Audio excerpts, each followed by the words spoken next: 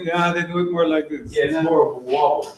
Well, I thought in some places like yes is this and no means that's no. There definitely are places that. Yeah. That's how I would interpret it. But in southern India, supposedly this is yes, where I would interpret it as no. So that's the. Oh, yeah. I gave a geophysics course for hydrogeology in near Delhi. Yeah. And then they ask you something, and then you tell something, and then they are there, and you simply get confused. No, maybe yes. Yeah. Do you understand? Yes. Okay, so you can choose whichever one. Yeah, let's start with the thing that is only a brainstorm, which is the lower one. Oh, this one? Here it's the middle one. And do you mind if I record? Is that okay? It's fine. Perfect. Oh, we're so excited. Here we go. Ideas. That's Ideas. Oh, there it comes. So, in the Netherlands, we started doing electrical work, maybe for people who don't know. Geoelectrical work in the 1965 or something. And we are doing vertical electrical soundings mainly. And we have done thousands of them. And you can everybody can access them via our website, or you can download all data. It's not on there, but I just tell you. And that was done to build a hydrogeological map of the Netherlands. So we were just going from one map area to the other, and we did the soundings, and we interpreted them. Not me, it was for my dad, but anyway, my colleagues at that time.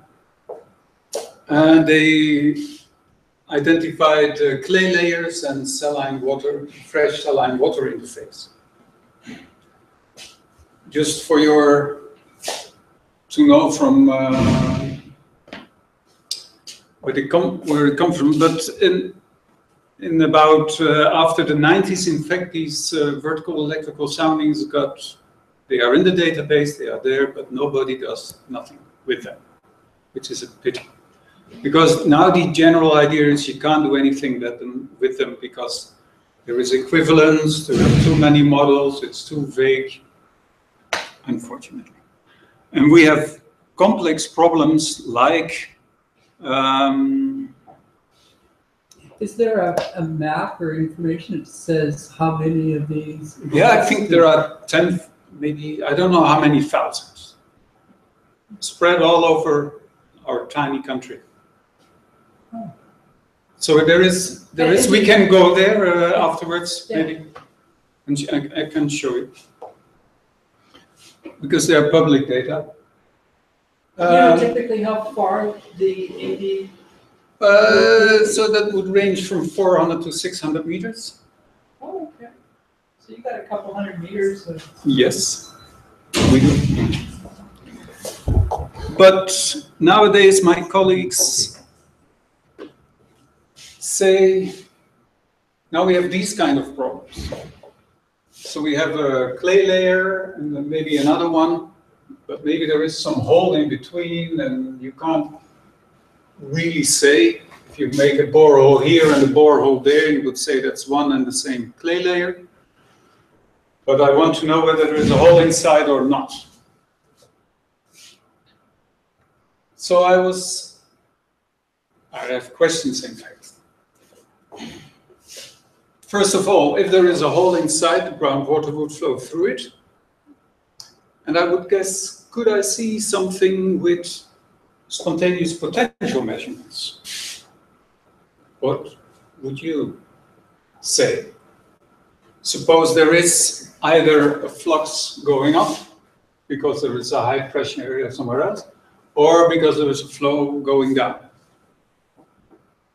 So what is the minimum sort of flow you need to be able to say that how the water flows, more or less, with SP, spontaneous potential?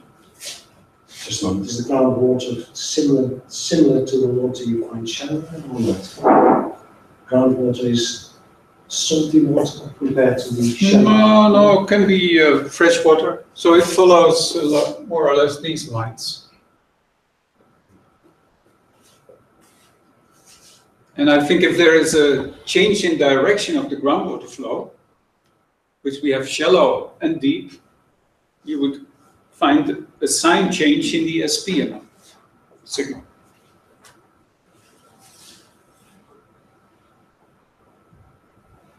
This is just, we never tried it. I tried it once in the Netherlands, but we used the wrong electrode, so it wasn't good.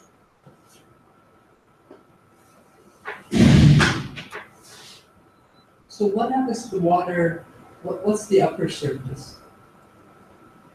The blue line is the upper surface, so that's grassland or... Okay, so it's hard land. Yes, forest. Beautiful forest.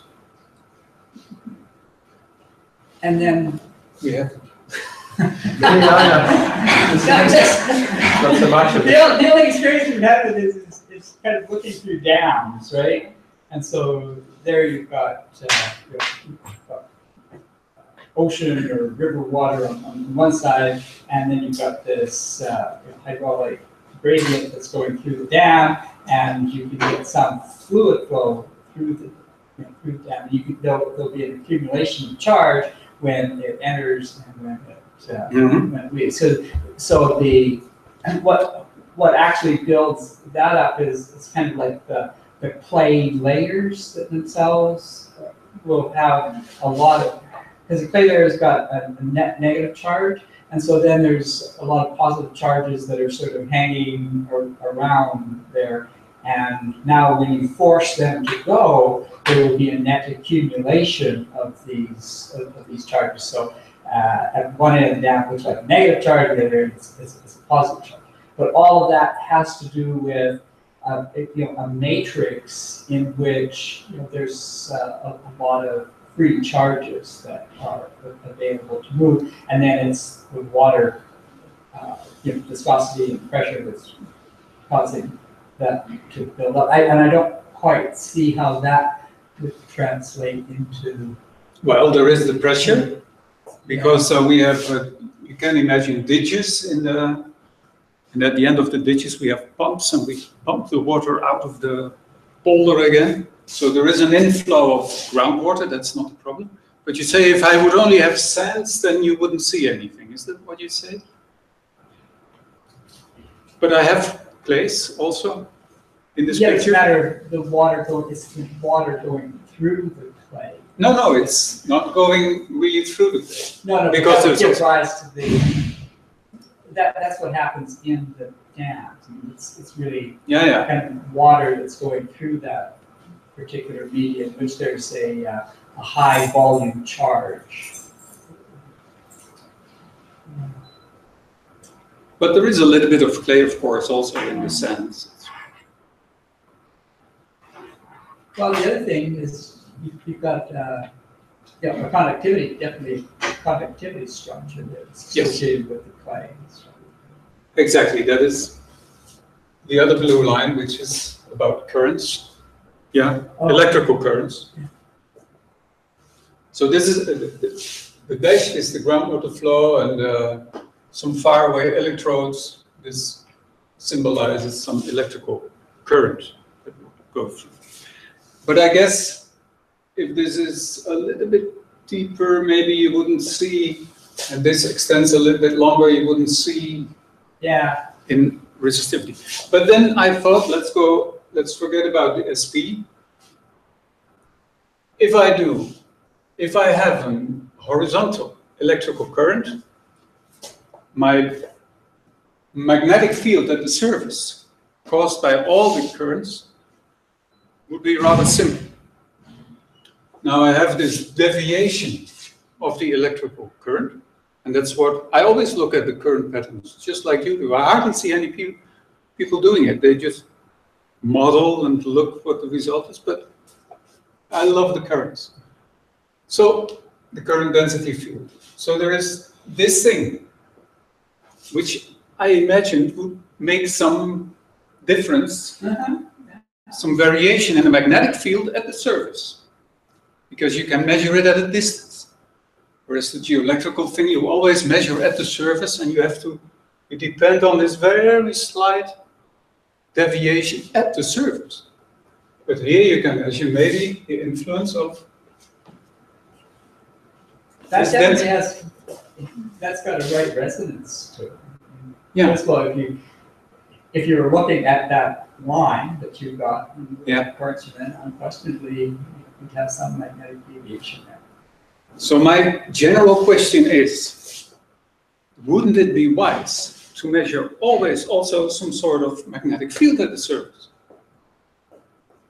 And wouldn't that give additional information?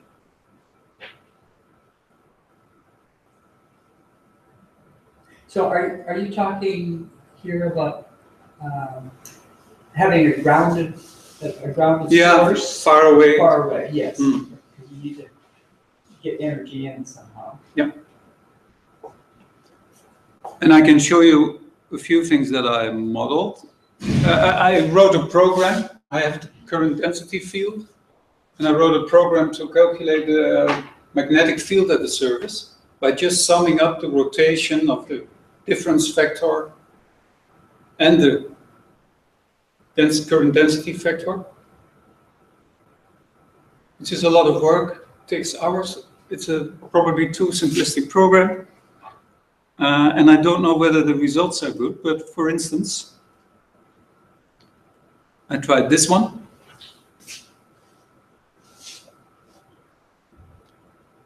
This is a 3D model with one clay layer a little bit shallower than the other one. There is a sand layer in between. And I have an electrode more or less at this position and at this position. And I calculate the magnetic field of this current density field in 3D. And of course, the Y component is the one that is varying. And then you see that something like that happens in the Y field. Nice.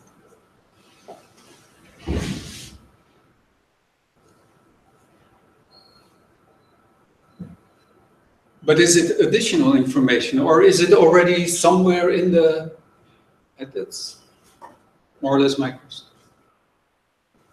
And this is the same thing, but then at the position out of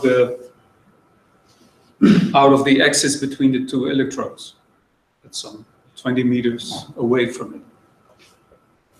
But of course, you can think of many things. Well, if you took that scenario and measured your electric potentials at a whole bunch of dipoles in between, then you have kind of a gradient array, which you could get some information about the conductivity. It's a bit hard to get information about depth from a gradient array because you do need to have multiple sources. But if you then use multiple transmitters and did like a full DC survey, then you could get that conductivity structure. The question there, I think, is whether you could decide whether there's a separation there or whether it's just something that's Slightly curving through. Yeah. So here's where it's some modeling just to look at how the magnetic fields vary. In that particular example, you got quite a bit of overlap, not very much distance between them. Just to know like what that would give you from a magnetic field, and then just put those guys right up to each other and connect them. And what does that give you? Mm-hmm. Yeah, I didn't do the last. Yeah. Because if there's a significant, my guess is that like the DC resistivity, if you went along on a profile like that, you may not. No, you won't see it. Yeah, you just look like a continuous, right? Yeah. Well, it would be thicker, effectively, in that overlapping area. Yeah, it would be thicker, maybe. You would see something is going on. And it's not a simple layer which is continuing. Yeah. But the current pattern in a continuous thing would be quite different from that one if you have a resistor. Because in the resistor, the current Interesting. goes vertically. And in the continuous thing, the current goes more or less, remains horizontal. Well, resort to modeling. So can we do that with the programs on the website? Anyway, we We might don't be have, looking like, at this it. exact scenario set up, but it wouldn't be too hard to get it in there. And we can put up currents and things like that as well. Yeah. And charges, which is helpful for getting a handle on the DC problem. Yeah. But I'm not sure whether these results are okay. I guess they are, but I'm not Well, sure. we I can- just sum we can- over all We can the, do a modeling and compare with yours. Yeah. And if they agree, then would we be should be good nice. to go. Yeah. If they differ, then we don't know who's wrong. And have you thought about using the attenuation in the case of GPR, if it's not too? Yeah, it's too deep. Yeah, Okay. we're talking about 20, 30 meters in the end. It's Yeah. really interesting. You think it's interesting? Yes. Yeah, I think so. Yeah. In fact, I would like to go ahead with this kind of thing. And I had the following question. Questions. So is the idea of interest? Maybe, yes, could be. Most probably, we should try to find out. Definitely. Okay. And then the thing is, does the magnetic field that you can measure, because you are doing the work anyway, does it add to the information you can get from the subsurface? Would be nice. It definitely will add if you, Yeah. if it's accurate enough, right? Yeah, all these things, yeah. Whole new field An extra field always provides more information. Or would you like them to keep it a DC, or would you like to do it? that relates to the next question. Oh, I see. Because if you have a pure DC, the magnetic measurements become, I don't know how simple, but I'm not that experienced with. But if I make it, for instance, of 20 hertz or 40 hertz, I can measure it with an inductive cord. But in that case, I would have to shield the cable, because the main thing is the cable connecting the two electrodes to get the current into the ground, I guess. Would it help them to have an offset for the cable connection? So you try to. Yeah, but still you have this, you have this sort of primary field or cable field, I would say. But if I have a 20 hertz thing and I can shield the cable, then I wouldn't have a problem with the cable. I just have the electrodes putting the current into the subsurface. But that really is not a showstopper, even if you can't do that, because we often just model the fields from that water cable. Okay. Yeah, but still, you depend on how people do it in the field. And Yeah, it does mean that you need to know where that cable is, which is one of the reasons Rather that accurate. they might make it into a U shape, because even though you're still going to model the effects of that cable, but if you're out a meter or something here, it doesn't make any difference. But if you're right along the line that you're measuring the fields in, then first of all, your magnetic fields are really high because you're so close to the wire, and that's going to make it tough. And then secondly, you try to subtract that out, you don't know exactly what the wire is, then you're a little bit loose. So some way of trying to get that wire away is a good idea. But from the theoretical point of view, even if you could all isolate that, it, yeah. does the magnetic field provide you independent information? Or does it help because you get a better signal-noise ratio added up to the electrical fields? Well, when you're sampling the electrical fields, you're only doing some point sampling. So you do not, if you knew the electric field everywhere with high precision, then that would give you a lot of information, and then maybe some of the magnetic field would be redundant. But if you only have a few electric measurements, then I would guess that your magnetic field is going to be supplementary. Yeah, well, And we've basically, we've I done would examples like this where we've you use an inductive sort of, well, use both grounded and inductive sources, and you're looking for some kind of conductive target, and then you measure the electric fields over the area Ex, Y. You measure the magnetic fields Bx, By, Z over the region, and invert them in.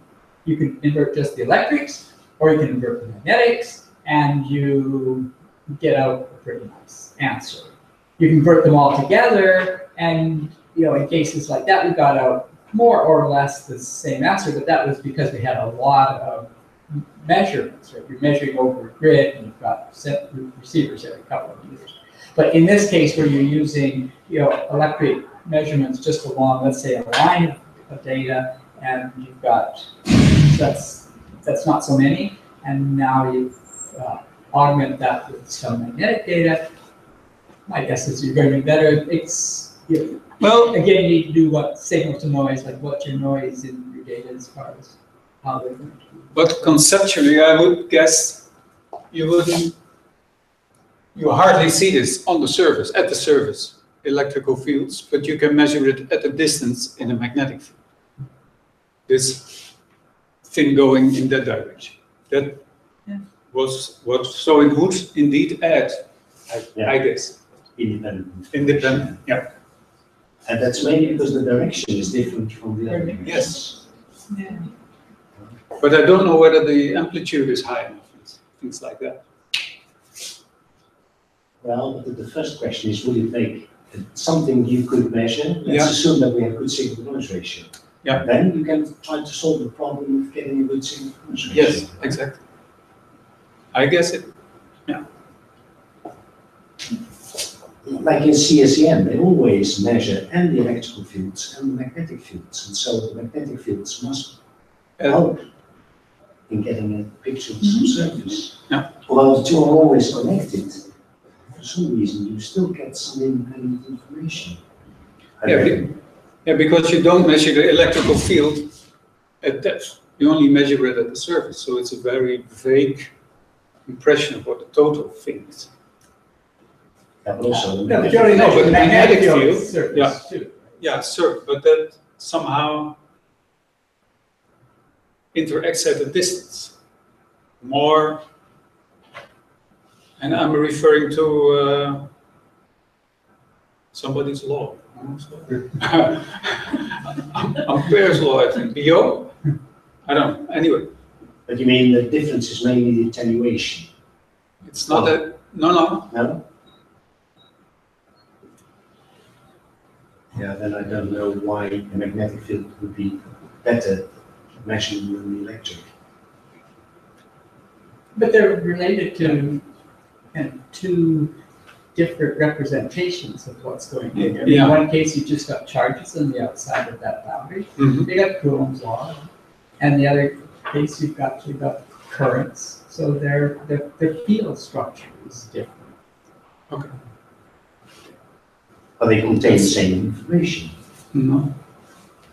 Or not? Well, I guess that's the question. If you knew the electric fields exactly and everywhere on the surface, does that actually give you a unique solution to the inverse problem? I think it does. It doesn't. And similarly, the magnetic field. So. No. The question is, if you knew exactly the electrical field, can you then also exactly calculate the magnetic field you would observe along the surface? I think you need a vertical gradient for that, because the local magnetic field is like dE. Another power. Yeah, you need another gradient. You would have to measure a vertical gradient, I guess. isn't it? B Well, is what? It should be a potential field, right? So if you're looking at DC, then, and if you're measuring the magnetic field in the air, then you can get the magnetic fields then everywhere upward or downward. So that gives you, then can you recover? So given that we've got relationship between curl B and E, so I give it to. So the relation. Well, that maybe is gets too detailed for now. If it's potential field, we know everything on a plane, then we can calculate the vertical. So you measure the two horizontal fields, and we can use that to calculate the vertical field. And then so that gives us the three-dimensional components. Additional, yeah. You need the vertical gradient potentials to get horizontal. Right. So it gives additional information. So if we have, so if you have horizontal components, then that should be additional. Yeah. Yes, let's stop here. It is additional. That the answer you want, right? Okay.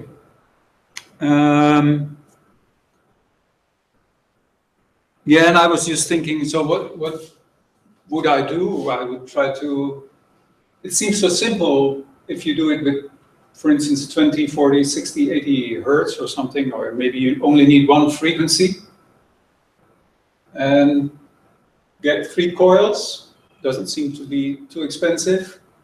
And I thought recording, you can do that in that frequency range with high quality audio recorders these days, which are very cheap. Instrument doesn't need to be very expensive. And I only need a source that can be applied for these frequencies or something, one of these frequencies. It looks so simple to do and to test. But within TNO, it's still complicated to get things going. No, but you want to justify it from a theoretical point of view. That's the point at the moment. Also, yeah. I built my first coil already, but I didn't do any measurements. It was in my own time. Anyway, it seems so simple, but yeah.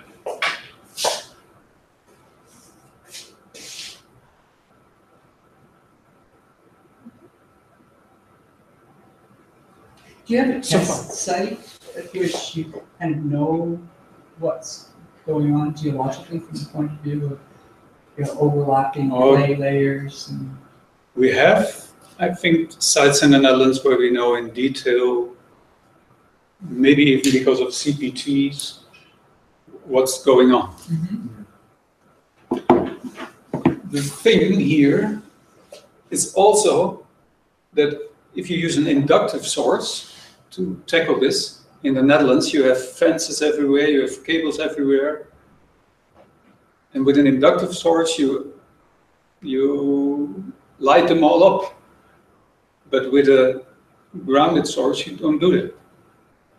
So you have much more possibilities with these kind of sources than with inductive sources. That's another thing. Oh, and then there's another thing to it.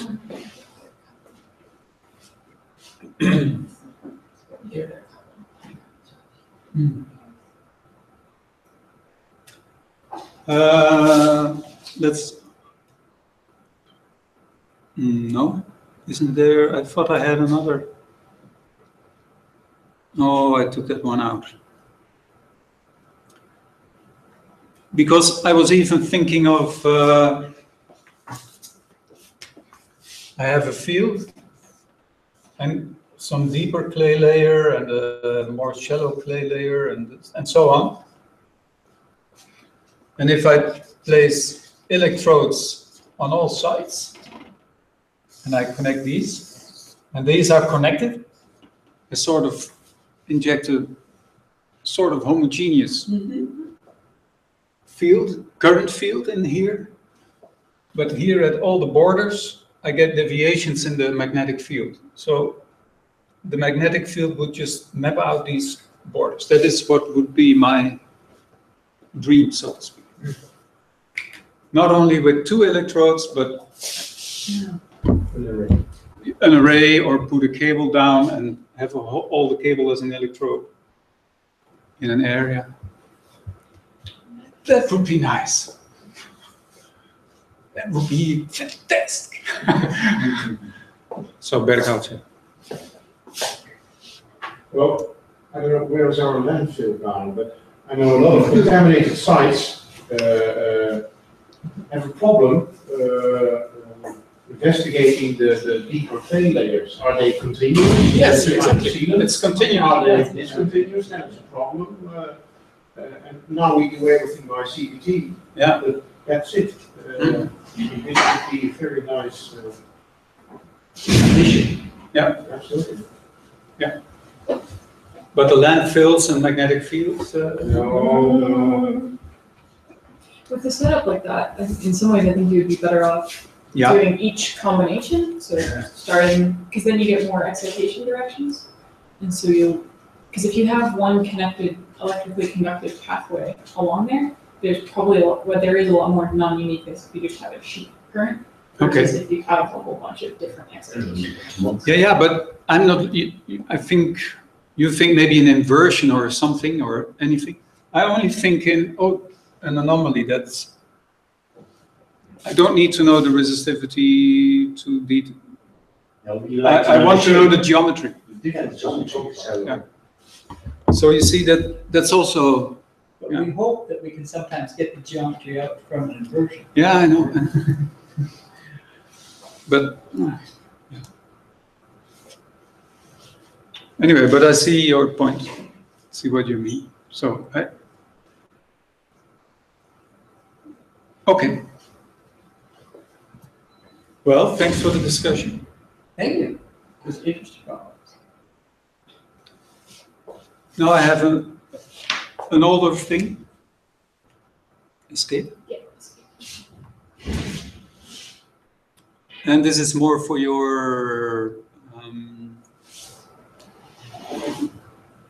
Ken ik niet hoor, dit.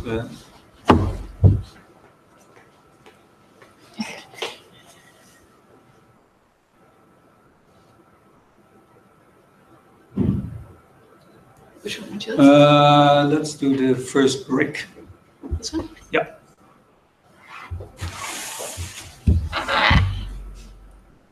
So this is just a case history where we used vertical electrical soundings, time domain EM, and in fact we also recorded a seismic reflection line. And but this was in 1991.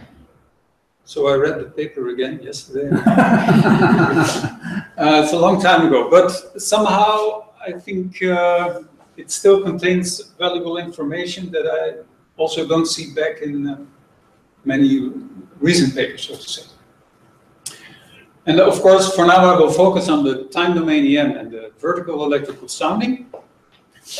And of course, we think they sense, so to speak, the same resistivity model. The subsurface has only one resistivity, isn't it? Is it or is it not? Frequency dependent, maybe? Yeah, maybe frequency dependent. But it's sort of, we think of DC for 10 also. Anyway, I'll come to that. Of course, you know, it's not the same, but you find out why. So there is a test location there in the south of the Netherlands, in the province of North Brabant. And the nice thing is also that after we did all the measurements, there was a borehole drilled and evaluated on permeability even. And we tried to forecast permeability based on the measurements, on the geophysical measurements. That must be of interest too. Yeah. But yeah, we have other scales, huh? Yeah. Then in the deep. Anyway, this is the seismic part, and unfortunately, that's why I got confused. Figure 4 and 5 were interchanged by the first break editors. So this is as I told you already, we were used to doing vertical electrical soundings for decades. So we started off, this is an example of a measurement we have there, vertical electrical sounding. And we started to interpret that by the Ronnie van Overmeer and his colleagues, and say, this is the best we can do with this vertical electrical sounding, with this VES. And you see the model plotted inside it. You all know how it works. So this was the final result of what they normally would do. Okay. We took that model and we calculated the time domain response. And it didn't fit at all. And of course, we did this combination because indeed we know that electrical resistivity is sensitive to high resistivity, whereas the TEM is sensitive to high conductivity. So we know that they add up in a very sensible way. Yeah, so it's not that the information is more or less the same, but they add up. So, excuse me. So yeah. So what is the current resistivity curve for the DC, for the vertical electric sounding? It's in here. The dots are the measurements, and you see the model and you see the curve for the DC. Right, and you got two plots on the right-hand side. On the right-hand side, we have the dots from the measurements and the curve from this model. Oh, I see. Yeah. So we have this model from the VES, and it plots like this on the data, and you see it's completely out of reach, not good. And this deep layer, we had to make it much deeper to get it fit over there. Yeah, that is one of the things we had to do. We didn't do an automatic inversion. Somehow I'm not of the automatic inversion. I like to grip on it. So we did a sort of get closer and closer to a model that makes sense. And it turned out in the Netherlands we have a lot of we have layers that would have a resistivity curve like this. Yeah. So you have resistive layers, conductive layers, all at a scale which in a vertical electrical sounding you put into one, into one modeled thing. And if you have that, and we have it all the time, and I think it's everywhere all the time, because your model blocks are so big, you end up with something, but we call pseudo-anisotropy.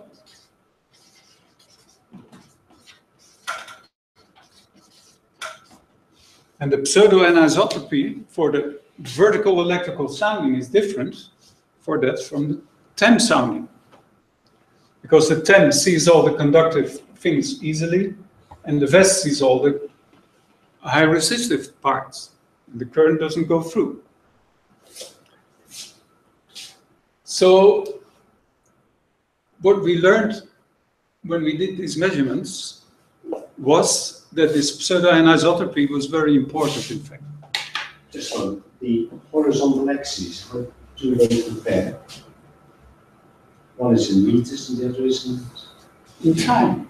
And there is no velocity in between, like in seismic. But yeah, so that's the way we worked at that time with time domain measurements.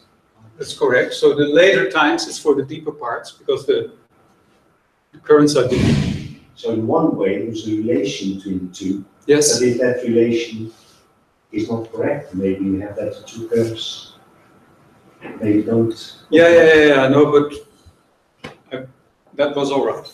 Oh. I guess. No, I guess I'm sure because in the end, I don't know whether I can put up both models, but for this location, we did 3 measurements, by the way. But for this location, we ended up with a modified model with a much deeper, very conductive thing. This is much deeper than the previous one. And this second clay layer, so to speak, had to get very thin in order to be able to match both the vertical electrical sounding and the time domain sounding. And in fact, it was a very hard job to find something that would fit both data sets. And what we also had to do was that for this layer from 7 to more or less 19 or 15 meters, we had different resistivities for the VES than for the time domain EM because of this anisotropy, pseudo-anisotropy.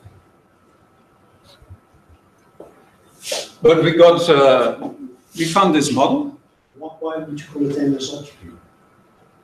It's anisotropy because if you have one layer, you would say the horizontal conductivity is much higher than the vertical conductivity. That's why it's anisotropy. Oh, and one you measure the horizontal, and the other one the vertical resistivity. No. The phenomenon is called pseudo-anisotropy. Oh, absolutely. Yeah. So you need different resistivities for the 10 than for the VES. And for the VES, it's higher than for the 10. And in the end, we had 3 soundings. And of course, we used the information from one location to the other. And we came up with this final model. And this confining layer at the top was then this pseudo anisotropic layer.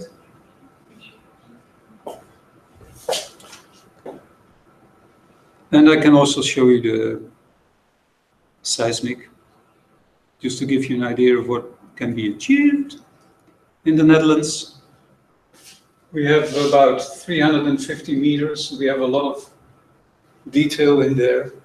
You see dipping layers, you see a continuous layer, you see a complex layer, which is the anisotropic layer, or anisotropic layer is part of that. The shallow is part of that complex layer. And in the deeper part, you have mainly horizontal things. What source did you use? Here? Yeah. Only an omscheper. Oh, yeah. A detonator. At 4 meters depth or something. Yeah. No, it's not a sparker. No. No, it's a detonator to detonate dynamite, but we didn't use the dynamite. We didn't need the dynamite. And then the borehole was drilled, which is over there. And amazingly, you see the shallow sand intercalating clay and loam layers. Partly corresponds to that clay layer, and then there is, well, but especially the layer at 100 meters, around 100 meters, which is about 20 meters thick, comes out also of this combined VES-10 measurement. And I would never have expected that beforehand. But really, we couldn't do it in another way. It was amazing to see. And then here you get clay layers, again, clayey layers, and they come out also of the borehole. So I think it's very interesting to see how this combination can confine your model much better. It did, at least in this case.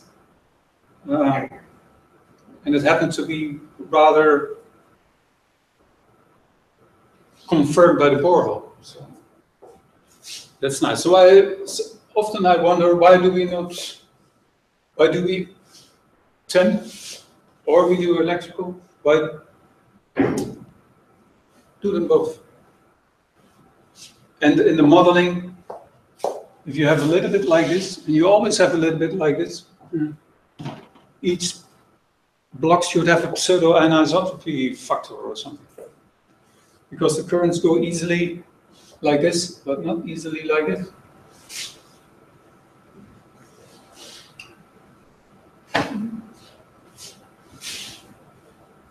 Agree. I think that, yeah, anisotropy is recognition that's been around for a long time. But you know, most of these problems are tough enough just with working with isotropic conductivity, and it gives you, you can go a long ways with that. But at some point you just reach a limit that, okay, I need to work with anisotropy. I would do it the other way around. I would say, I know there is anisotropy. Because it's always like this. If you look at a Bohr log, you see it's like this, and they got hooked up in one layer or something. So there is anisotropy. So to get a better model, I have to insert it. And yeah. But often you don't have the luxury of having these multiple surveys. You just have one survey. For instance, if you look at the marine EM problem, when it was first attacked, you know, they assume, oh, it's isotropic and go ahead and do things. But in that layered sediment that they have, if you don't include anisotropy and you go ahead and you invert it, then the depths at which you're recovering things are wrong, really greatly wrong. Yes. Just like my application, say TEM is mainly sensitive to conductivity, but is that mainly having horizontal currents compared to the VES vertical currents? No, TEM has horizontal currents in a horizontal layered earth. Yeah. But for VES, it's not vertical because the currents go vertical, but because you look vertically at one location. But the currents have to penetrate, so they go partly in a vertical direction. But also partly horizontal. Yes. Yeah, in contrast to TEM. In TEM, they're, for a 1D model, they're only horizontal. And that makes a difference in this. But the anisotropy is well known in logging. We do resistivity logging. Yeah. Right, you have a different direction of currents than when you do. We can't process the layer. Yeah. Emit it from the source and have multiple receivers above. It's an array like a. Yeah, but that also induction logging. Yeah, induction logging is where you induce that current from the magnetic field, electric field, and read it on the receiver. But then you measure the horizontal resistivity, whereas the other. There was never ever a distinction made when I was working as to what direction of resistivity. You simply quote a resolution in so many inches of the measurement, and they take that total field and they do an inversion real time to invert the different depths of investigation from the received coil. So there's one transmitter and 9 or so coils spaced across the tool, and they use an inversion to invert for 5, 6 depths of investigation out the ball, but no one ever quotes the direction. There are now examples though where they do actually have tools with tilted coils, and they do actually have enough orientations to do both horizontal. Because these coils are actually aligned, let's say. And we would always do a calibration of that in a low, well, remove all the metal, let's say. You do a calibration across the ground, and then you lift it up and do a calibration above to remove the reference to the ground. That's as much as you need to do with the tool. So you say nowadays you can actually measure directly the electrical resistivity and anisotropy. Well, you're not measuring it directly, but you are getting data that are sensitive. Yeah, that's what I mean. But you can, if you assume this to be also away from the borehole, you can calculate the anisotropy. Yeah. This is certainly anisotropy, but you need to be able to measure it, and apparently you can with 10 versus VES. Yeah, you need it to be able to get the models fit both data sets. But yeah, you calculate it with these formulas, so you only need, this is macro anisotropy, yeah? It's not of pseudo anisotropy, it's not on the detailed scale, that's another thing. Yes, Should be in there maybe as well, but this is from layered it's conductivity. The same discussion would be said for borehole logging tools. You package fine layered beds into a single measurement, and then you run an FMI and get an image log, and you can see all those layered beds. And you're actually getting some averaging, and you would maybe say that that layer doesn't represent a reservoir, when in fact it is. If we go back and find it's a thin layered bed and there's a whole bunch of oil there. Yeah, that's why I have dipole, more dipole acoustics, quadrupole acoustics, and so on. Yeah. Right. So we can have the scale endlessly right there with the quarks. Wait a second. Was this of interest for the website? Oh, yeah. We don't have any section at this point on anisotropy. Well, There's a placeholder there for it, and it was more for actually kind of an interesting example. But it was more like an example of combined 10 vests where you simply need it. Otherwise, you won't get a fitting model. Is that combination done more often? Vest 10? I don't really know. Well, first of all, vertical electric sounding is not very much done in North America. It's done much more in Europe, interesting. Okay. But certainly that combination of some type of DC resistivity and an EM survey is often done.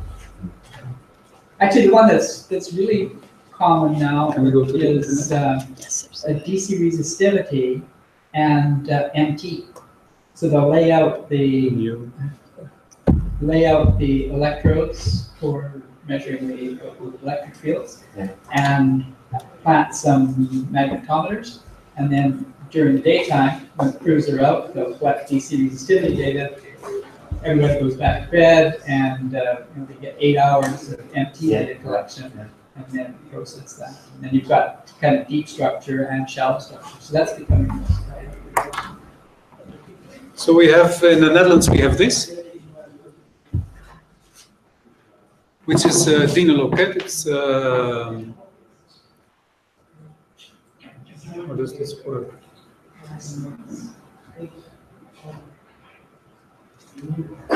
Anyway, we have subsurface data, subsurface models. At every location in the Netherlands, you can just pinpoint and you can find your geological model. Huh? You know all that? Can you demonstrate it? I can. Location Delft, GeoSci.xyz. But hoe ga ik naar beneden? Okay. So we have subsurface data in which there is also all the electrical data. We have models.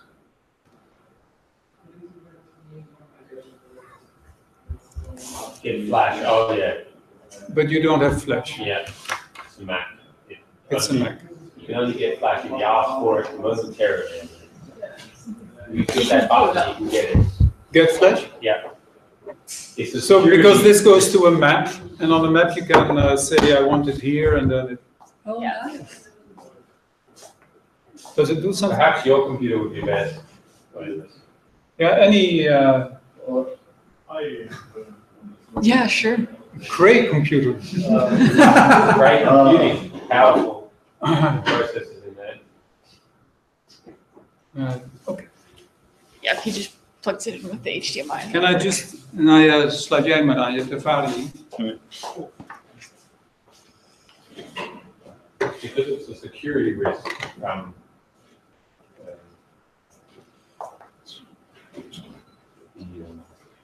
Flash.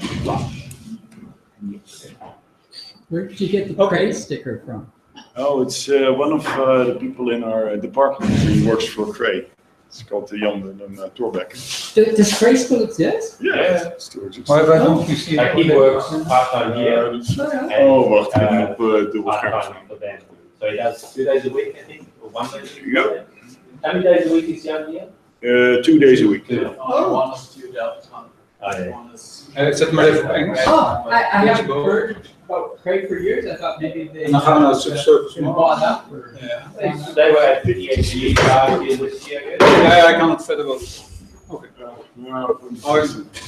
So Jaap wanted to go to Delft. Okay. Sounds like a good idea.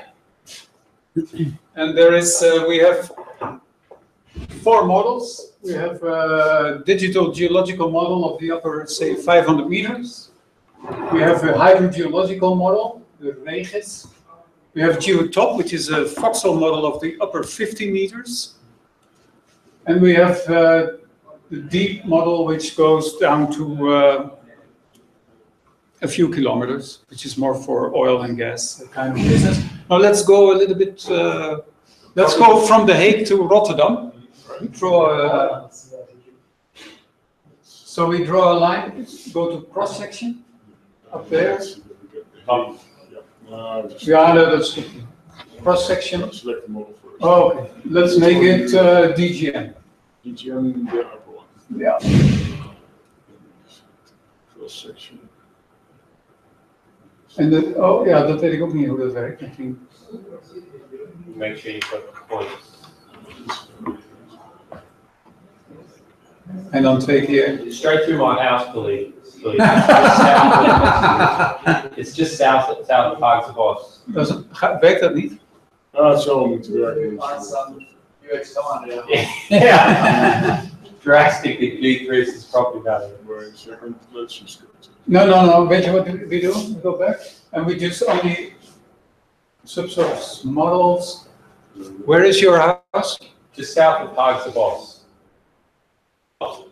Oh, you live in okay. In the and make there a synthetic borehole.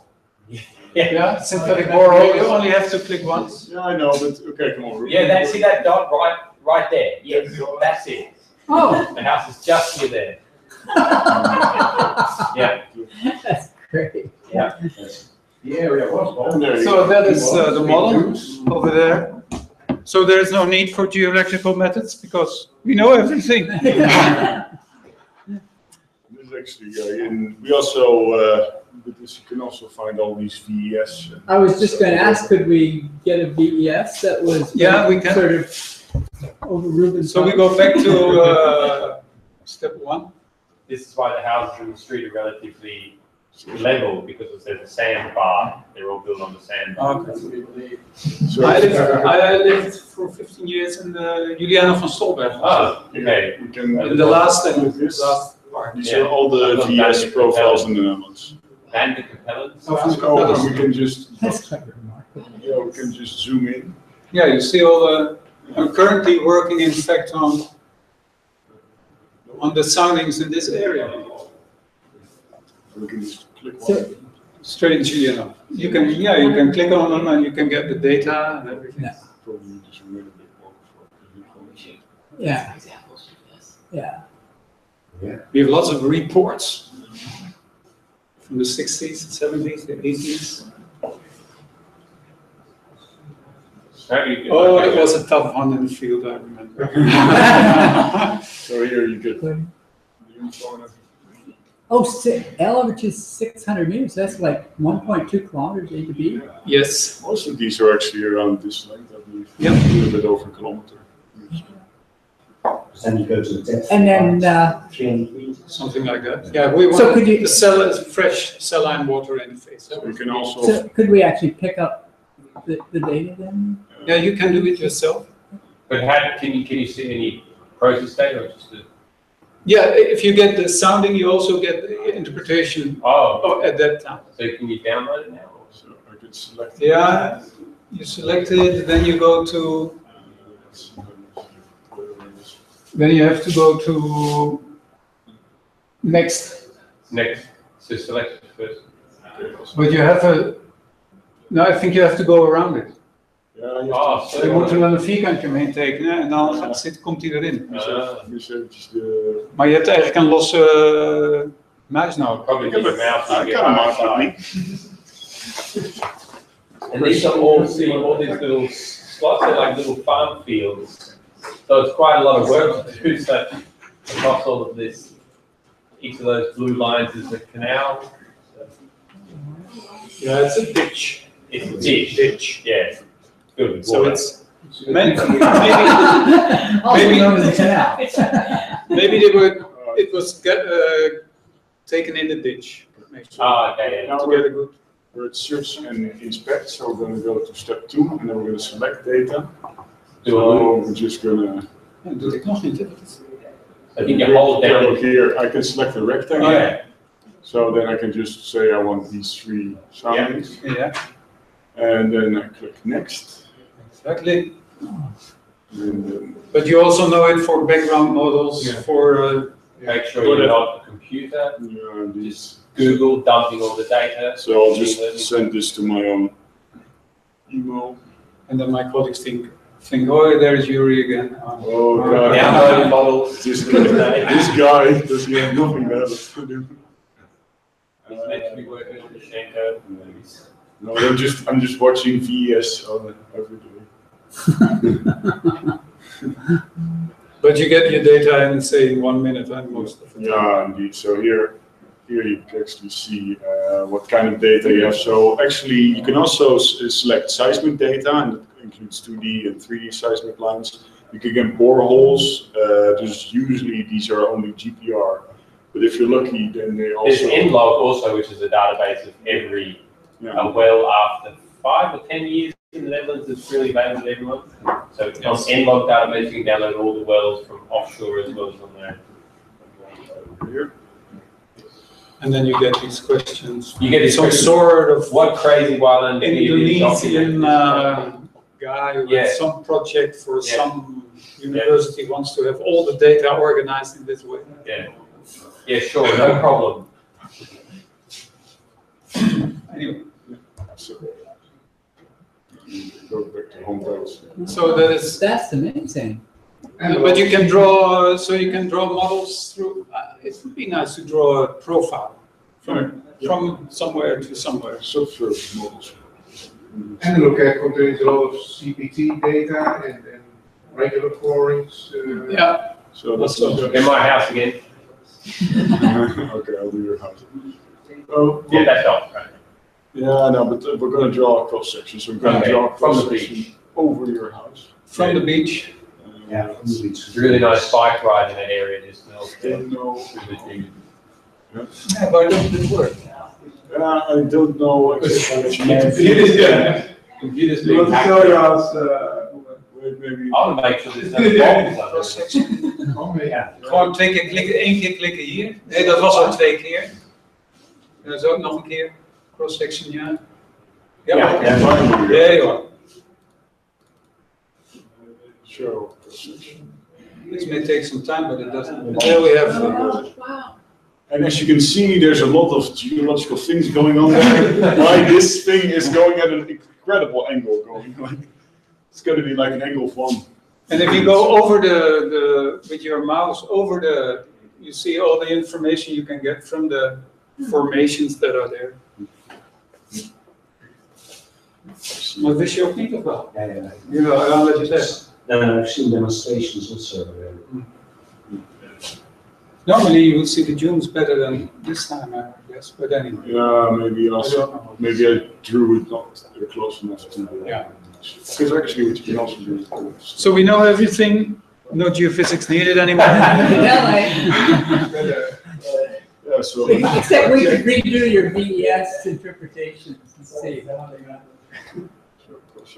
Actually, you went a little Yeah, bit Yeah. Yeah. Urk gets very thin and then thick again. Yeah. And here there's nothing necessarily here. Vacuum. That's where we store our CO2. Okay. Is there a certain For your like information. 0 to is the top 30 meters? That's Yeah, so we have you can also go to the other here inside. And then we do the geotop. And here you see all the boreholes on which it is based. Yeah, but these boreholes are often only 2, 3, 4 meters. But anyway. Zo. Maak hem iets groter, joh. Ja, ietsje groter. That's Echt naar Rotterdam of naar Utrecht. Yeah, let's just do Rotterdam. Ja, Rotterdam. You can see a preference of boreholes in certain areas. Of course. And then we just go to Rotterdam to Feyenoord. yeah. Okay. To our Dutch football champions. Yeah. I have to click 7 times. Still, it works. Oh, that's pretty shallow, huh? Yeah, that's the upper 50 meters. Yeah.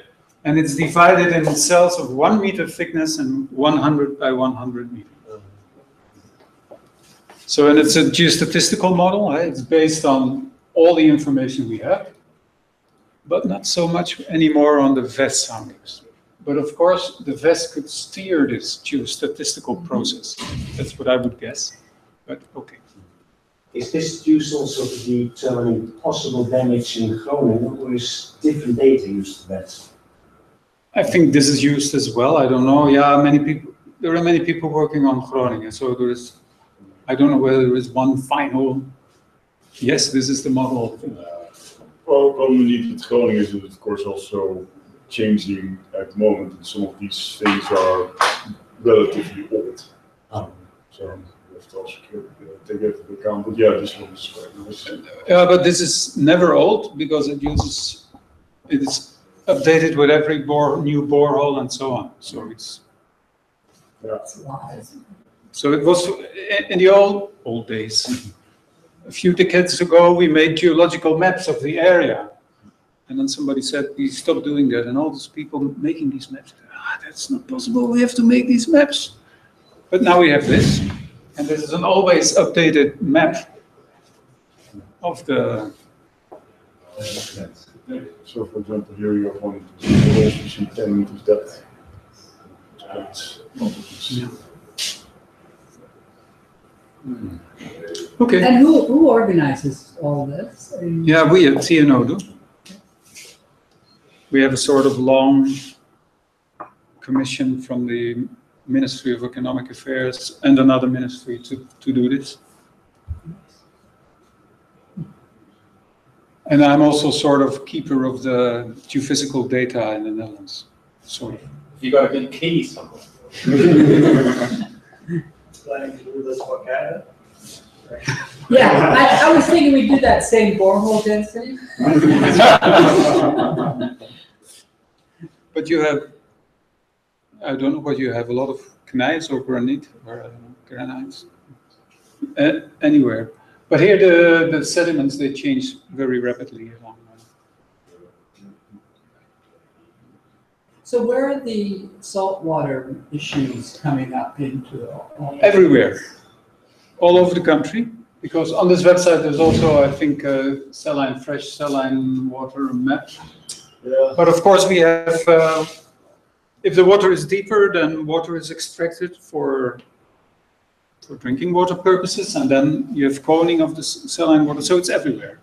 And near the coast you have, of course, saline water very shallow, also because of the polar areas where you have low, where the deep water, yeah, it's everywhere, saline water. But there's lots of fresh water as well too. But still, it's an issue everywhere. In Zealand, here in this, it is at around a few meters only. But still, the farmers, they want to know where the fresh water is for their irrigation purposes and so on. I think there was a helicopter EM done. Skythem has been surveyed here, and Skythem has been surveyed recently in Drenthe as well. Here it was more for saline water, there it was for the clays that I showed you also. Pot clay and so on. And do you know how those turned out? As far as this is in process, and I didn't see the result, but for the fresh and saline water, it's all fine, of course. And that was saline water coming in from the ocean, or is it stuff that was? It's coming up if you extract fresh water, it's in place. Brine, it's geological brine from deeper down. Yeah. So it's, yeah, it depends if you have contact. Nowadays, these are more or less fresh, more or less. Anyway, it can come from everywhere. If you have a sandy channel in connection with, of course, saline water, then you can get it. Lots of data to play with. You have your data already? No, I haven't. They actually just requested it again on a different email address to see if it comes up. Okay. Well, anyway. There was a recent publication in the first break about the saline and salt and fresh water along a line in the north of the Netherlands. And then using this Strike there. Yeah. It was in the first break? Yeah, it was in the first break. Who was the author? Was that recently? Or? Oh, wait, there is some years ago we did some SkyTime as well for deeper channels. That one. Maybe it was some years ago. Yeah, yeah, I think it was that one. Oh, yeah. By our colleagues, yeah. The main thing I remember from that is that they flew over a, Struisvogel farm. Ostrich farm. Ostrich farm. In the Netherlands. Yeah, in the Netherlands, and then they got crazy deals, and they started running, and 3 of them died because of. So we got associated with the electromagnetic field. Maybe. No, it was the noise of the helicopter. Wow. Would have been a nicer story. No, but of course you see these deep paleo channels, which are the paleo-geulen, which are very deep and very narrow, strange things, in the northern part of the Netherlands, Germany, and Denmark. You can see them well with SkyTime. Yeah. Well, it's perhaps like that example for casted that we showed yesterday. Yeah, yeah. Kind of incised channel. Right. Yeah, these channels. Yeah. But they can be like only 4 kilometers wide and then 600 meters deep. So that is, for us in the Netherlands. Amazing. Yeah, we don't, yeah. In soft sediments, there are still, I think, discussions about how they, the process of being generated. They are deeper than the highest hill we have in the Netherlands. Yes. Dutch geologists always say we have mountains that are buried, right? Yeah. Okay, then I have a story about oil, but I think let's go to the next. Yeah, that's good. Well, you going to present it? No, let's go to somebody else. Okay. Yuri also had a story? Yeah, I mean, I didn't have time to make many slides because I was busy with some double planning accidentally. But actually, what I did thought, I really enjoyed your talk about the fact where you said that you updated seismic velocities using EM. Because actually, for a lot of things that we do with seismics, for example, for migration, we need a good seismic velocity model. But for the method that I'm using, which is called the Marchenko method, the velocity model is actually very, very important, because what we do with the Marchenko method is we can basically change the location of the receivers of our data from any location in the medium, from the surface, I mean, to any location inside the medium. Given or take, we've got a response from that. For that, we need the reflection response, but also, very importantly, we need to have an estimation of the first arrival, the first wave that arrives at that location. And for that, you need something to estimate that, and that's what we need the velocity model for. And this is very easy to do when you're dealing with synthetic data, because, hey, you've got the exact velocity model. Problem is when we want to do this on real data. So we, of course, have things to, for example, the normal move-out correction, stuff like that, in order to make estimations. But I thought if we can update these models using this EM integration. What's with this they did in Saudi Arabia, I believe it was. Yeah. Yes. Then you can get your first rifles are becoming more accurate, and then also the result of your Marchenko should improve. And using that, you can actually then use the Marchenko to improve your velocity model, and maybe also use that to improve your EM, sort of like a bit of a joint inversion method, I would say. And that's something actually, because that is one of the larger problems that we have with the method at the moment, which is very interesting. But I think that could be a very big benefit in that regard.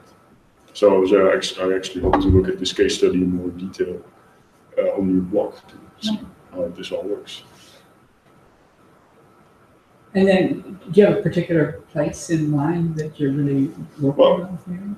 Well, I'm working right now on real data that I have very good velocity models of, but I am hoping actually also to work with other field data, which may have a bit more complicated structure.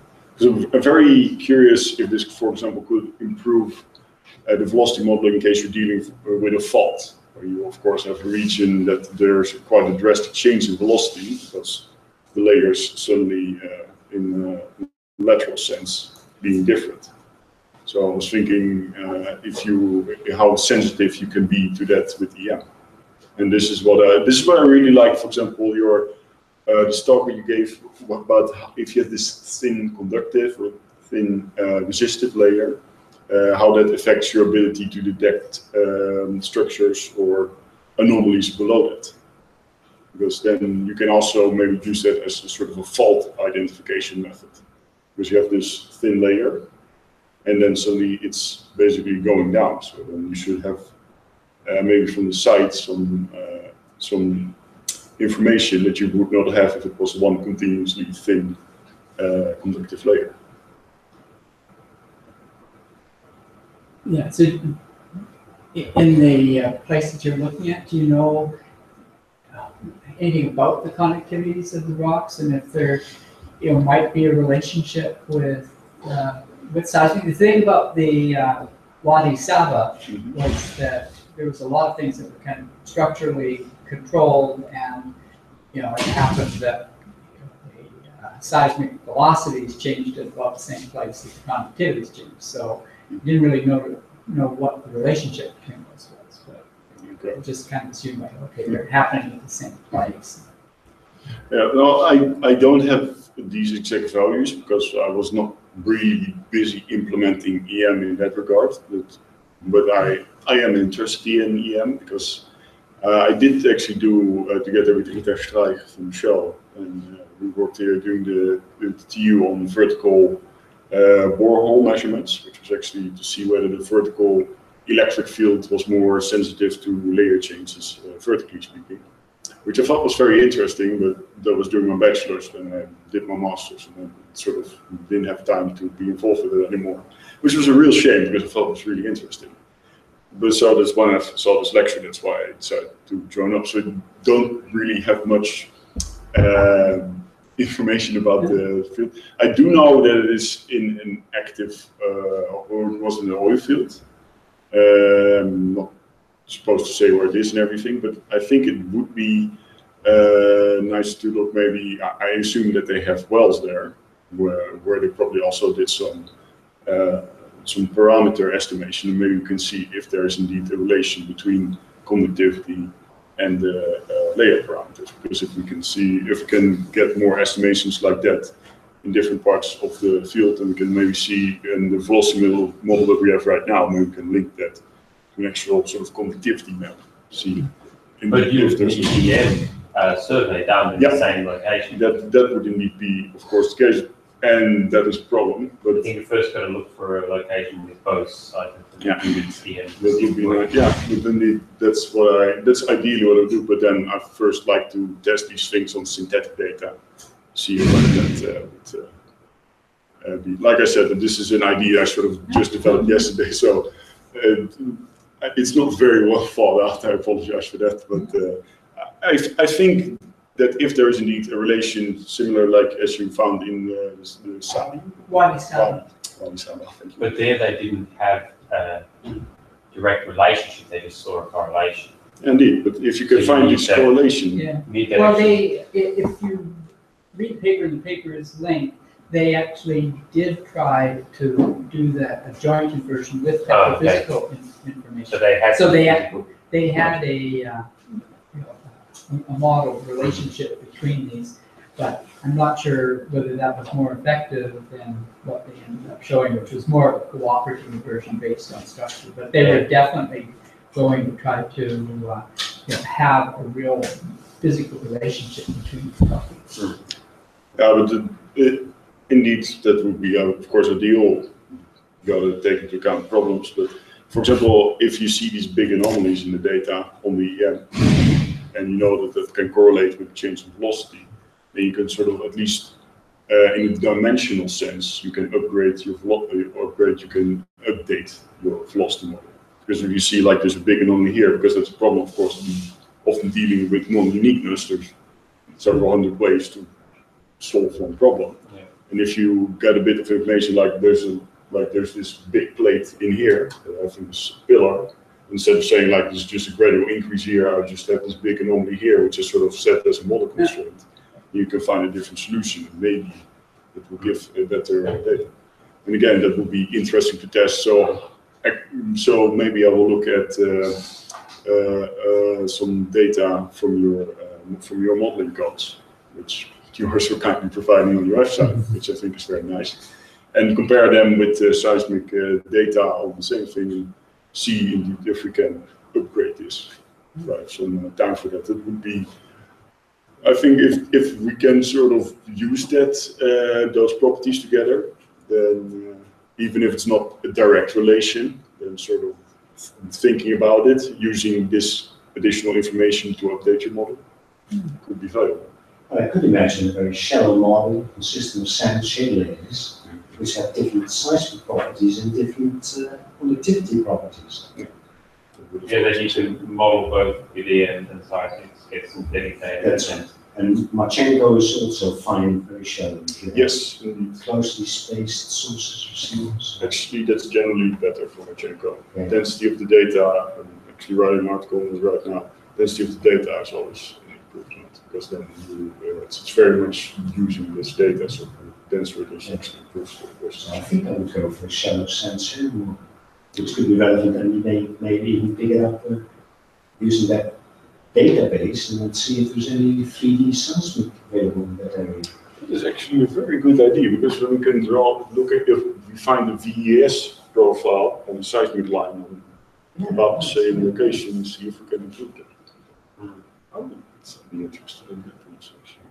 Thank you for suggesting. That's actually very useful. I can suggest it, I can't do it. That's very good to let other people do the work. Yeah, but I guess this is kind of what the idea is of these talks. At least what I get from this whole program that you set up, that you get these people together, just have a bit of back and forth, and then get some nice ideas. Because I wouldn't have thought of this if I wouldn't have come here. I'd just stayed in my little seismic corner and be happy all the time. Now you got out of your corner and miserable, right? So. Oh, yeah, Jeff, the data has arrived. The data has arrived? Yes. Okay. Actually, so I have a link now.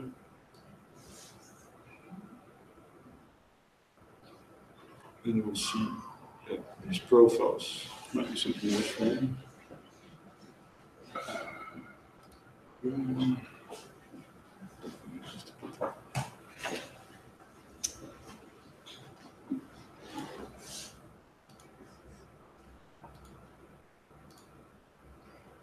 Right.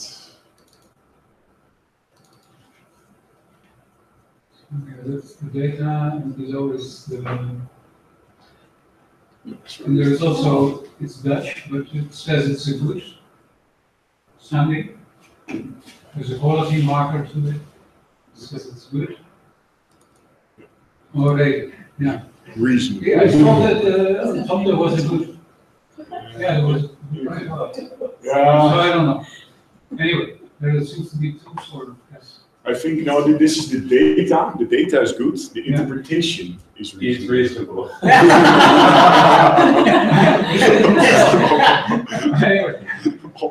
What kind of lessons? Like, oh, your data is very good. Your interpretation, we'll accept it. You see here that the saline water is at 180 meters. You see that? 2 meters at 180 meters. Yes. This is so actually you see this here. You can actually you can import it. Some programs they allow you to directly import this. I believe, for example, in Petrel, if you are familiar with that, you can import these things. I've done it several times. This in Python or MATLAB, and then you have these to as sort of a common separated file. Yes, it's the end of the line. So this so that first line is like from 0 to 1 meters. It's a 11 meters. So and 1 to 6. So this is the header. It says basically upper, lower, RS, so resistivity, lithology, groundwater level, and geology. Some of these are empty because they don't know this. Okay. And same thing with this one. But yeah, you can look at all these different files. In giving the data, so everything is normalized to a unit current, is it? No, it's yeah. If you have the apparent resistivity, it is. So go up to the data again. It says L/2, A, V, I, and R, but V and I are not input there, but R is apparent resistivity. And So that's normalized. yeah. Yeah, of course it is. Yeah, and then here you also have so for example, this one is 1977. You also have location files here, so you can plot them in a lot of, I think people would also plot these in ArcGIS. And then you can get this 3D plots of all these ones. You even have the operator there. It says Schlum J. Is it really true? No, it's not. We are the operator. Oh, that's the array. That's the array. Yeah. It was not winner, but soon. Just said it. They were doing any view. Yeah. All of them are streamed, but I think also quite some banners. No, most of them are soon. Relatively easy to. But Carol is improving. The presentation is good. Yeah, this one is good for her. But it was self-assessment. Or I think somebody he only assigned the good and the bad. And the ugly. Good movie. Very. I feel like we're sort of like seeing Carol's improvement over time, like from way back. It's just sitting there, like maybe someday somebody will look at this. Oh. That's a really interesting data set. It might be kind of fun with, sort of new programs, just to kind of import the whole set and just put a Canadian version on it and see what you get out. Create a Dutch VS model, and you can just draw a line and you get like resistivity local. Well, it sounds like a perfect problem for machine learning because there's heaps of data, all in very similar format. So to run all the inversions and then from the images find correlations, I don't know, sounds like a perfect problem for that. I smell a master thesis. Yes, that's a good master thesis. It's going to take them much longer. Yeah, they can have like 2.5 years extension. Okay, yeah, and they can do a 2.5 year master. Oh, but I agree. This is actually we have all this data. It's very nice that they make it public. So using it would actually be smart. Yeah. Especially so it didn't look like you had any kind of overlapping lines. You'd have a line here and then. No, actually you actually have if you look at lines. It's individual soundings. Yeah. Right? Yeah, but if you look at it, I mean, in this. This is the boreholes, but when you had it in the profiles, you can see some overlap. Yeah, it's more in the center of the country, so closer to So where in the Netherlands are things changing most rapidly? So that if you actually decided like, okay, I'll take a couple hundred or 1,000 of these BES soundings, put them all together and think about making a 3D model just all at one go. Where's the place that would be really interesting? Well, in fact, there where you have these Bedelgeulen, so where you have these valleys, these strange valleys, but over the valleys you don't have too many soundings. So, because they're only 4 kilometers wide, and the separation between the soundings is also in the order of 3 kilometers. So you won't be able to pick that up. It's better to make some sort of background model, I think. Yeah, but I guess if you look at something that has changed quite rapidly in, let's say, the last 100 years, then this area would actually be very nice. Because if you look at that, those two maps at the back, on the right, you see that on the rightmost map, that part is there, and one map to the left, it's not there, because it was actually underwater, and they sort of reclaimed it. Yeah, but that doesn't say anything about the... No, not necessarily, but that's, for example, that was underwater, so that might be nice to look at. Because well, it used to be salt water, and then later became fresh water. Exactly. And now it's cold water, so maybe that could. So if time changes in the vertical electrical soundings. So. Yeah.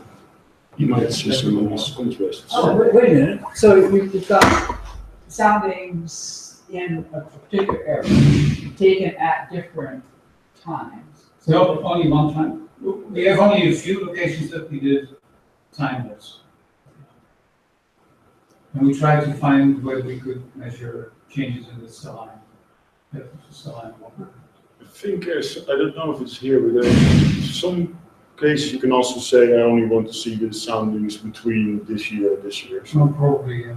So then you can also maybe see if something that's not exactly in the same location, maybe if this line and this line were taken a few years apart, then you can see some. Can you query the database? Like, I mean, extract. Yeah, we can. You can query the database, but no not problem. the. You can always ask. Yeah, okay, that's because you wouldn't want to have to do this if you wanted thousands down there. And then you have to download this whole thing. No, then you ask TNO to do it. Yeah. I still have a more theoretical question. Yes. Is that allowed? I think so. Just as long as it's not too hard. No, let's go. Can we go to this fundamentals? Yeah. Oh yeah, Yeah. I have it on my. Actually, the one thing about this, I mean, if you did have a student that wanted to work on something like this, I mean, we have 3D inversion codes that could be used, and there's also some that could be further developed within SimPay. You know, there might be some opportunity for joint. We have this SkyTem survey in the northeast of the Netherlands of about 50 by 20 kilometers or something. We have original soundings, that is not looked at. We have the SkyTem data, try to make sense of them both there in one unique model with some nice information. Because just some sort of inversion of the whole bunch. Not so interesting. I guess not. Because there's too much variation and too much freedom, so what comes out. We already have the geological models, so yeah. Now, but more in the sense of variations are and so on. But more maybe to characterize the data in some way. And just without judges, but just kind of in principle, the whole thought process of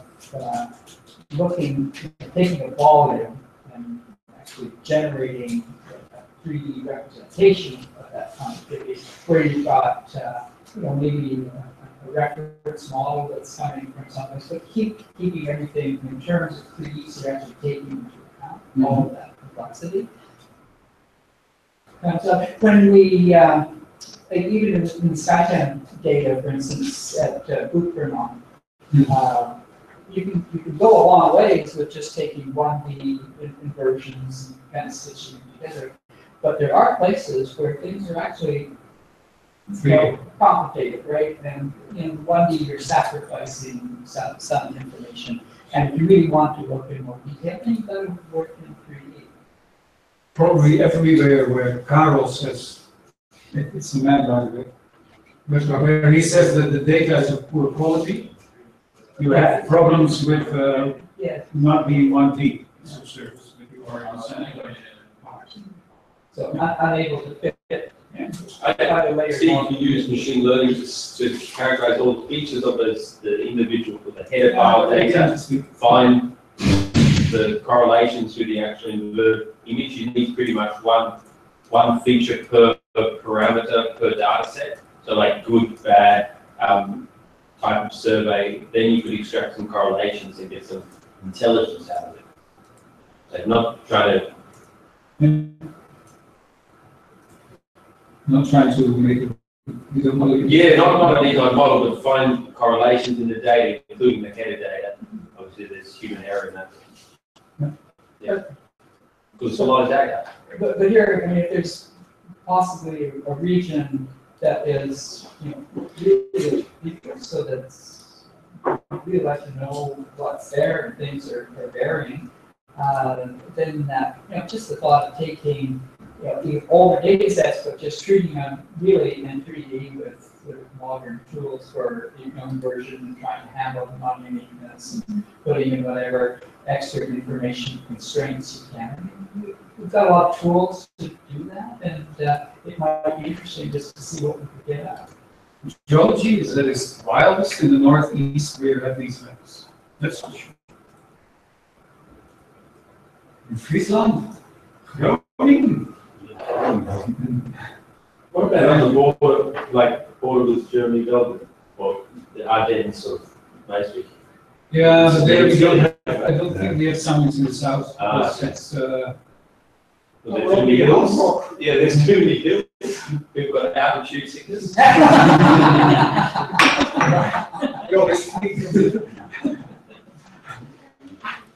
I'm legally classified as a mountain.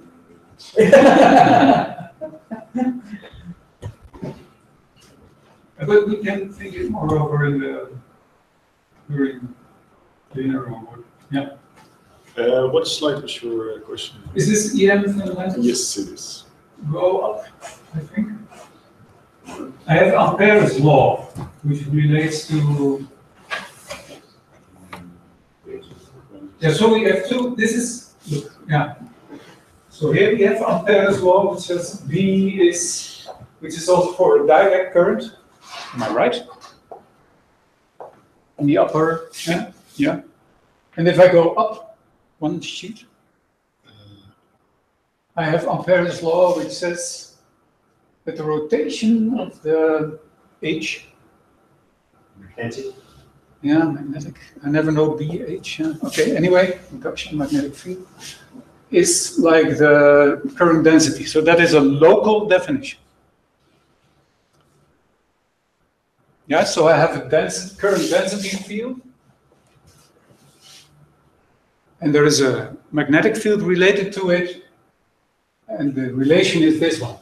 Yeah. But it's locally over there where I'm looking.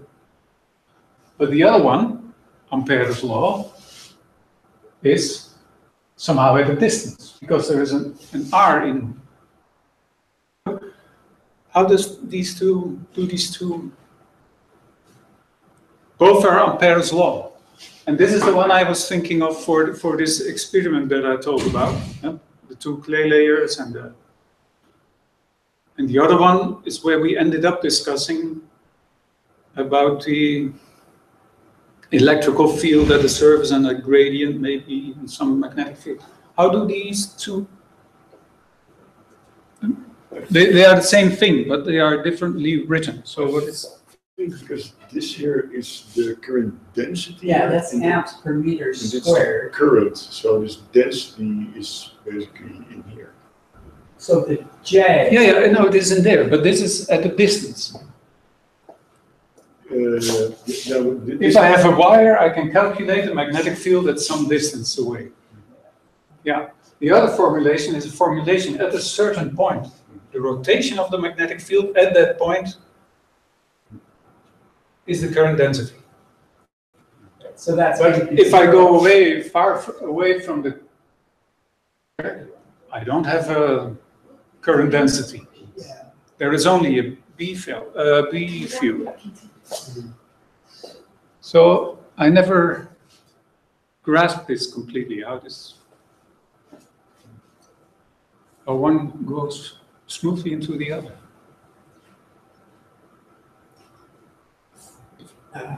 Ampere's law. I would ask Max if you come across him. He was a clever guy. There is a derivative in there, so that might explain the location, that because it's changing the direction. Well, there's an integration that's happened. Yeah, there's something with So integration. in the first case, we're looking at continuous space. So we're looking at everywhere. If you flip back to the previous slide, right? So that's the description everywhere. Whereas what we're looking at here, to get to I enclosed, we've had to integrate over a closed area. And so that gives you like the spatial aspect.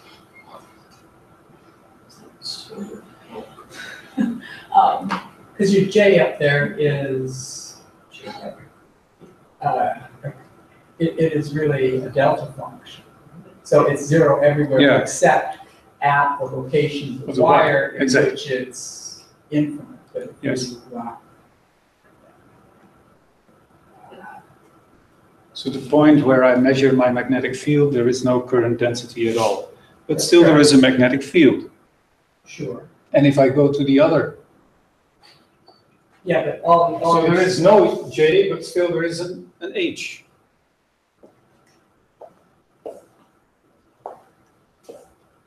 Wait a minute, so there's no curl H.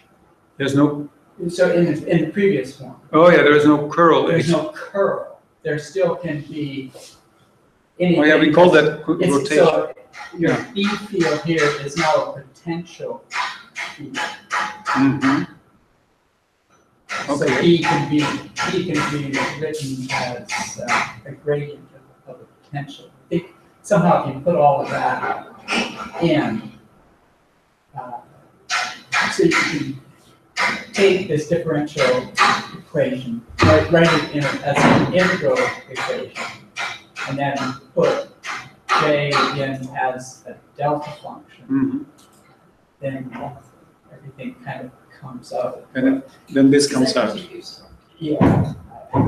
It's one of those things that they've done a lot of times in their life, but have since forgotten Yeah, yeah. exactly how to do it on the spur of the moment. Okay.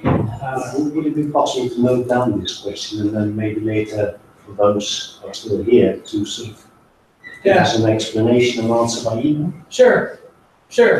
That can happen. Yeah, because it's of interest because this for me was Yeah, the GeoSci should have it. reason for this first presentation. This Ampere's law. Yeah.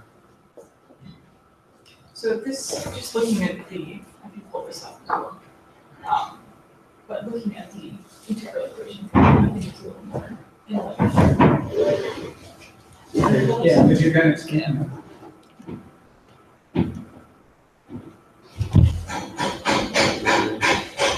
I steal the cord from you. Oops. Thanks. Just switch this to.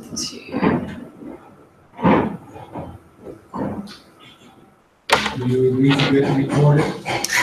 Yes.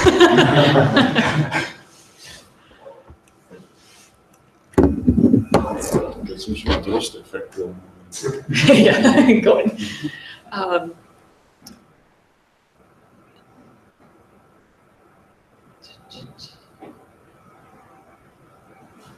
Sure, that's okay for you too. Okay. So instead of looking in the differential form, looking in the integral form is perhaps a little more enlightening, is because here we actually are looking at an integral over a surface, and then the curl around that outer loop. And so when we were looking at a single current, I mean, it is just a delta function. We're looking at, like, wherever you are on that path, you have to integrate all of the currents going through that surface. And then that gives you the magnetic field at that point. Could you draw a picture of the surface and the area where the other? Yeah, and so integral is? that's what we were just actually looking at.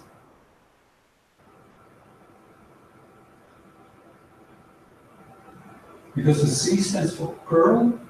No, the C stands for the edge. The edge of the surface. And it's in the so, contour. yes. The contour.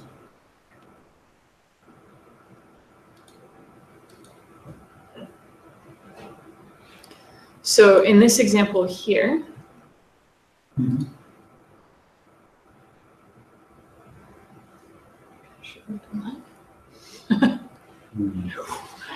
so in this example here, we have the current is this guy. The surface is actually that entire like blue area, and then the C is this edge here. It's the edge. So in order to get the magnetic field at this point, you draw your path and then integrate the currents through that. Over that whole area. That's this entire area. Yeah. But I could choose any area.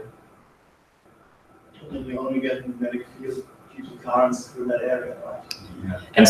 And so if you're looking at a continuous distribution of currents, when you think about like Biot-Savart law, you're integrating all of the currents in your domain, and so you need to catch all of them. Yeah.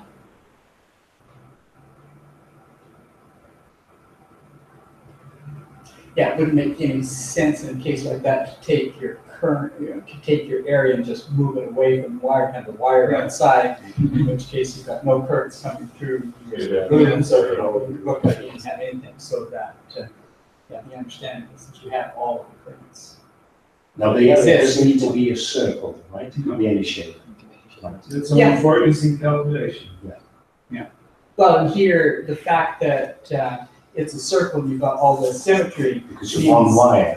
Yeah, so you know that B is going to be continuous, it's going to be the same along that B point on the wire, which is where the 2 pi r comes from.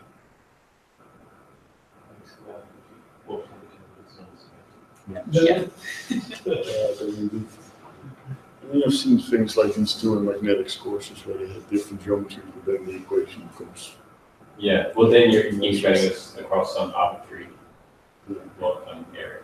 They still do that, but then you need to your equation becomes more complicated and becomes basically now it's of a single variable, basically r, and then it becomes usually of 2. It's because you need an x and y coordinate. Yeah, so each point would be different. So the conclusion is that both equations are describing exactly the same phenomenon. Just looking at it in a different way. And now I see why I have a very dinosauric product. It would be easier to take the curl and calculate the magnetic field of the electrical, of the density. No. What would be the easiest way for a current density field in a half space to calculate the magnetic field on top? So if you do this, you end up summing a lot of things. I mean, you can sum. So that would be a typical approach for like an MMR type problem, right? I think summing is actually still probably the easiest. You can compute the electric field and then take the curl of that as well. But in either case, they're linear operations. So if you form them as like matrices, then both should be relatively comparable, I would think. Yeah, it should be comparable. Yeah. But okay, what you do next or the previous, I don't know. So the curl of the magnetic field is, how do I get the magnetic field from the squirrel? Isn't the question you asked? Yeah, so in that case, you do actually want to do doing the integration is probably. I think it's maybe just summation. It's kind of the same as integration. It was, Yeah.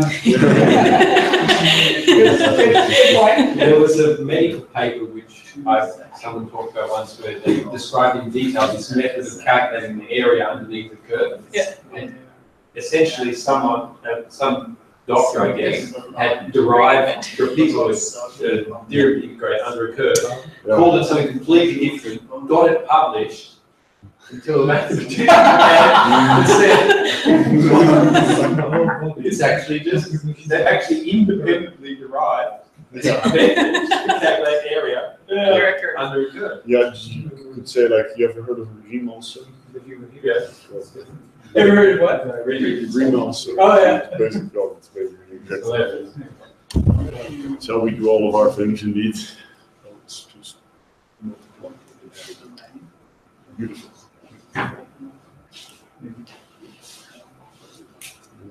Okay.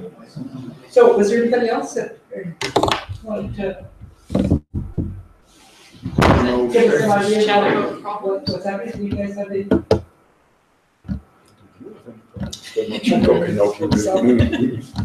Jeff, was that the third item you had to use? No, wasn't the third. Because it might be nice to have a quick cup of tea and then for you to talk a little bit about the same thing. Sure. Look at some of the.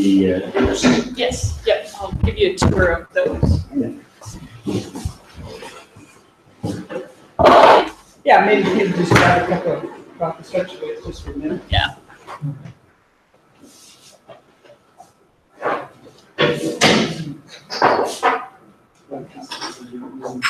Tea. Strawberry. There's more tea outside as it was.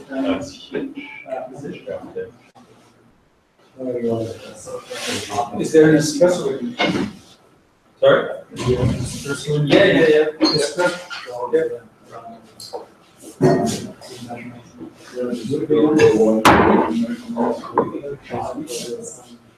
I know.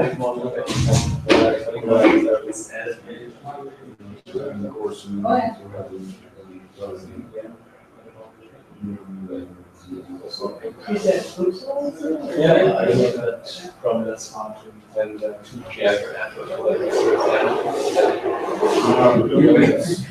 that's not. We thought we might. We're switching and we're going to, already I'm curious as whether you guys want to see that in the and especially what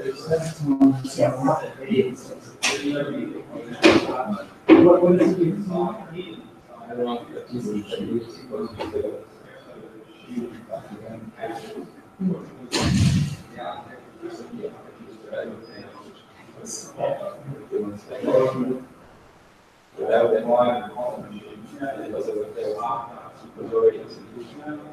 Yes. Yeah. Yeah. So let's.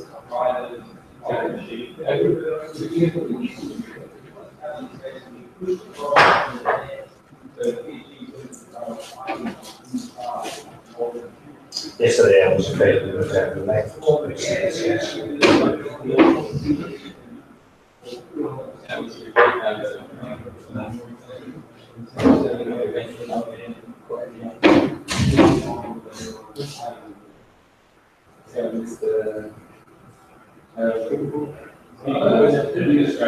Jeff started. Well, first of all, we had a. Yeah, That's good. These are the type of things that I understand and then I forget. I understand them. Unless you use it every day. Well, we use it every day. I know what you Yeah, not on there as well, but Why you see him all the time, I mean, looking around, that's one of my main uses. yes, right.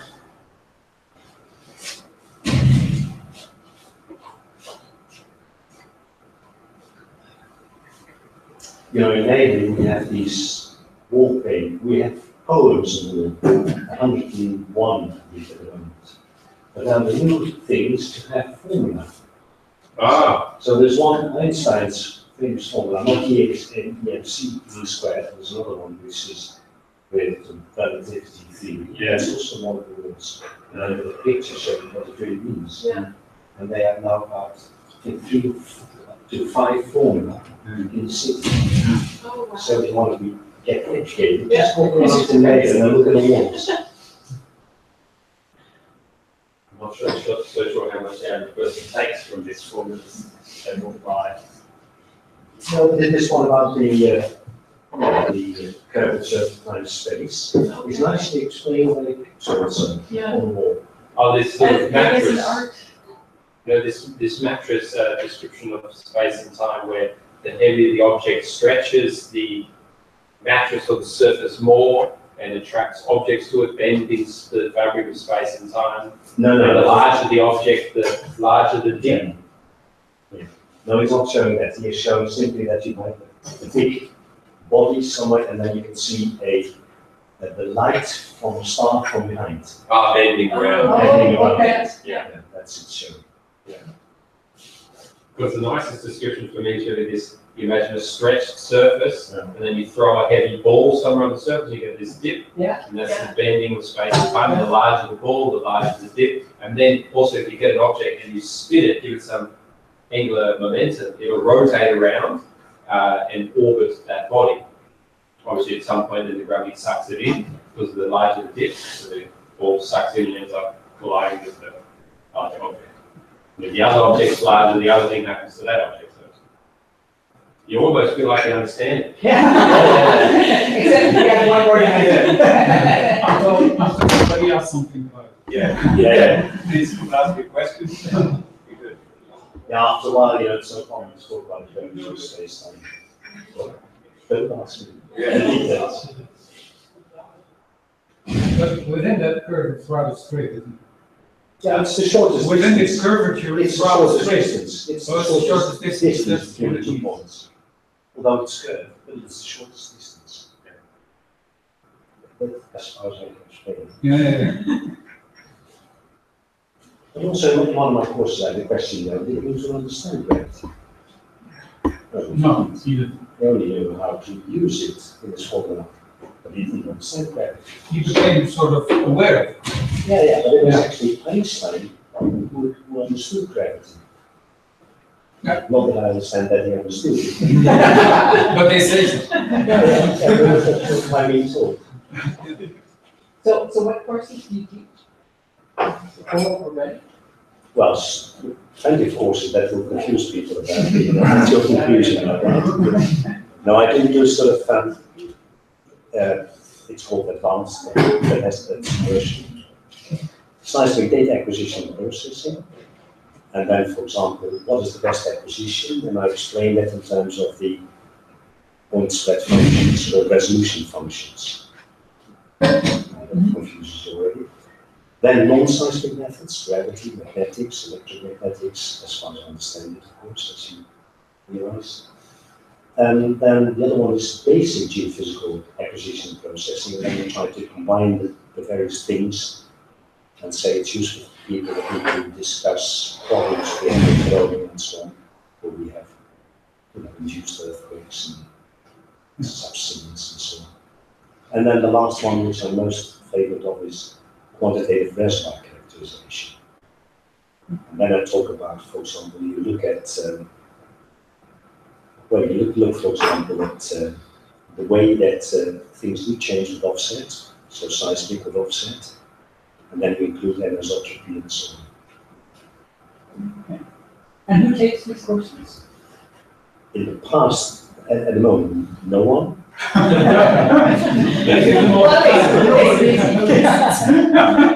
when the oil price was somewhat higher, it was worldwide for people from national oil companies and so on. I might be going, say, in the end of the month to Iran. Oh. And then give it to a particular company, and then they ask, this is done fine at the EAGE. I try to meet with a number of people to try to organize that directly, but the banks don't want to do any business Yeah, with Iran, favored the Americans, the long hand. And so it's done via the EAGE organization because they have an office in Dubai who has the capability of dealing with Iran. Yeah. There's a lot of collaboration between, set up exactly through petroleum engineering, let's say, between Tehran University and here. Again, because the European Union opened up or removed the restrictions or sanctions. Right. So suddenly to Delft, one professor particularly established a connection with Tehran because they have the problem is they're very good sort of with theoretical stuff for the reason they could never acquire experimental kit to do experimental things. So they did everything sort of in the theoretical mindset. And now they're very interested to collaborate with labs that have kit because they couldn't get kit before. Yeah. So I'm probably, I don't know which university yet, but I was going to give 1 day free of charge to 2 universities. But probably University of Tehran as well. Yeah, I think that's the one that we have a collaboration with. Who is it? Well, it's also the top university. Yeah. We have who's that professor? Carl Heinz is head of petroleum engineering, I believe. So he's established the collaboration. Yeah. You know Carl. Yeah. But I reckon I had a few email exchanges at the office in Dubai. Iran was in there, so I think I'm closely followed by the NSA. Oh yeah, you'll have troubles getting to the United States just for the fact that you visited. Well, you'll have troubles getting. Yeah, because it doesn't go via the usual ES, whatever, you need to get permission. Yeah. And so it's going to be a long process to get permission again to go to the USA. Yeah. Because there's money involved, or if you were just visiting? Well, it's the obsession of the Americans with Iran, I think. In all sorts of dubious ways, I think. Yeah. Yeah, if you've recently, it's even so extreme actually, even in the region, like a friend of mine, I was working in Saudi Arabia, and he went on holiday and he spent some time in Iran. This is before there was any sort of disturbance in the Middle East, and well, always disturbance, but not very much. And he went to Iran, and then he couldn't get back into Saudi Arabia. So they wouldn't let him in, and that's because he, for some reason, didn't get the normal. The Iranians know this, so they give a piece of paper to push your stamp on. Yeah. So they never stamp your passport because they know that you have big troubles getting into the Middle Eastern countries aside from Iran if you've got the stamp. So they purposely give this stamp. Saudi Arabia and Iran are friends. So. Oh, okay, that's interesting because Iran is the place that we like to go to. We'd actually like to take the sort of a reinvented discourse, make it into probably 4 or 5 days, so you have a bit more gentle pace and also have a lot more computing and things like that. And University of Tehran was the place that we like to go. And I've just had a visiting scientist from Tehran who was at UBC for a year, and then he's going back. So we're even kind of planning it sometime in 2019 is kind of time to go there. I'd like to go teach for a week and then spend 2 or 3 weeks touring around. Great, but I hadn't really thought about your applications of having. Well, I had another course in Iran quite some years ago, and then I had to go to Kish Island. Oh yeah. Shuliday's got a big base there. Yeah, that's outside the Kish Island. There's an island of Iran, but it's a playground where the rules aren't so strict. That's right. Yes. So, like, let's say the Sharia or the religious police aren't so strong, so things are a bit more lax on that island. So I think that's probably what a lot of foreign visitors. Yeah. So that's what people did go to class, and then people from Iran went to Kish Island, and they people. It's sort of like Bahrain and Saudi Arabia. You know, Bahrain is where you can drink alcohol and all those things that are not allowed. And guess who built the causeway from Saudi Arabia to Bahrain? It was the Saudis. They spent all those multi-billions of dollars putting this massive bridge across so they can drive over on the weekend. Yeah, but it takes hours and hours because with the traffic is a problem. Yeah, the traffic is a problem. There's so many of these religious people want over the weekend to. For strange reasons. Yeah, totally, I know. Yes. Spiritual And enlightenment. then, on the late Friday evening, they want to go back. Driving back is horrible. Hours and hours to get through customs, to get through border police. People still feel it's worthwhile to get totally drunk and go together items. Don't mention. Yeah, so good, but they're like, don't like, no, absolutely, this is a sin, like, all the down, but guy, oh, you're free. Yeah, it's really very hypocritical in certain ways. Well, everybody. There's the customs. Yeah. You talk about But Fresnel always zones. bring up one. You talk about Fresnel zones in your course? Yes, I do in two ways, actually. Also, if I have a ray going from me to you, Yes. it's not going a single ray, but it has a certain extent, like a cigar. You say so? And then it's also a Fresnel zone. But we have it normally to talk about reflection of the Fresnel zone. Yes. But then And it doesn't make sense to me. in a basic course, I talk even about that, you have an amplitude normally, you go to drill straight down, and oh God, you don't find any oil or gas. How's that? And there was someone along your 2D line, and normally, how can that be? And then people are ready to learn about Fresnel. But if you migrate in a 3D, Fresnel is not any. Well, it Never depends on your bandwidth. You still have a small Fresnel zone. Yeah, you have a resolution, so it's something limited by your wavelength, but it's not anymore like a Fresnel zone. Well, It goes down, but that's in a very. Well, you can still call that a Fresnel zone, more or less. It's a resolution zone of Fresnel zone. Yeah. It's almost talking about the same thing. Fresnel is like the cigars, but because that goes down with 1 over square depth, isn't it? Yeah. And this one doesn't. If you don't have attenuation, your remains the same. In reflection? Yeah. No. Because also it comes with scatters, things are scattering from everywhere. So you get also scattering back from not only the singular point, but from an whole area. Yeah, but that's why you migrate. Yeah, but in even migration you have limited bandwidth, so only you can get it not to a single point. No, not to a singular point, but in the sense of precisely to a singular point.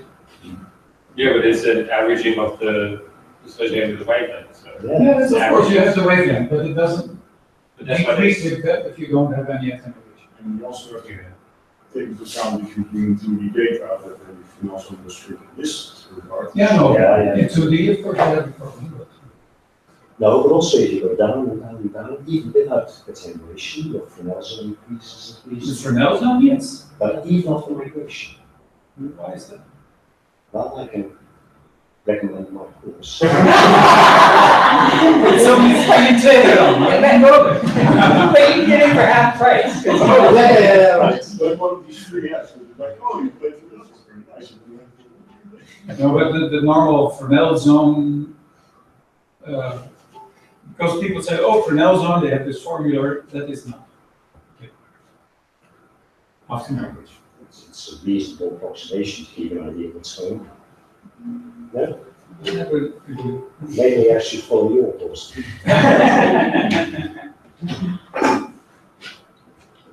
Now, but what I also discuss, and that I like very much, is this point square functions. Yes. And what you get then is that shows you the lack of resolution you have. And then you can do what is normally in seismic, we talk about trim statics and that sort of things. So you can sort of increase the resolution, but you don't increase your definition of your velocity depth model. Right? So you get a somewhat better image, but it's not, then that should be the starting point again for improving your velocity depth model. Because that's what you would like to have. And that's also. Do you use that concept very much, the point square function in seismic? Oh yes, absolutely, yes. As a way of, if I have different acquisitions, I compare my acquisition layouts. If I have 2 acquisitions, I compare, it's partly based on the model, of course. Right? So that's the difficulty. I need to have a good idea of my subsurface model. But then for the two acquisitions, I can calculate the point spread functions, compare them. This one is not compact than that one. So it means this acquisition is much better because it gives a much better illumination of that particular scattering point. Now that's course number 2, but But that also is half price we paid for course number 1. that's right. Or maybe a quarter even. Okay, why don't we remember that someday? Acquisition. The regular. Doug, is the video is on the screen, right? Like if you look at my computer screen right now, is it looking at this? It's looking at Google. Yeah. Okay, perfect. Oh, good. Okay. Make sure though it stays clicked on the screen. Like so that the big one is. Oh, yeah. Yeah. Okay. Perfect. Yeah, so I'll give you a bit of an overview of the resources that we have and show you a bit, if you're interested in getting involved on the computation side of things, how to go about doing that. So the website that is right now sort of the starting point for all of these resources is GeoSci.xyz. And so we have a number of links here. The GPG is Geophysics for Practicing Geoscientists. This is a resource that's pretty similar to EM GeoSci, like a textbook style resource that's more so been developed for an undergrad course. We use it every year for students. They're mostly geologists and engineers, so non-geophysicists. So it's an entry-level resource, but there's some good things there. And there's also links to some similar styles of apps for sort of more introductory geophysics, and that spans all methods. EM GeoSci is the resource that we've developed for this course, and so I'll jump into that in a moment. And then we'll come back and also look at SimPeg, which is the software that we've been developing. It's all completely open source, written in Python, and you're very welcome to join in and contribute. So I'll show you how to do that. But let's start from EM GeoSci.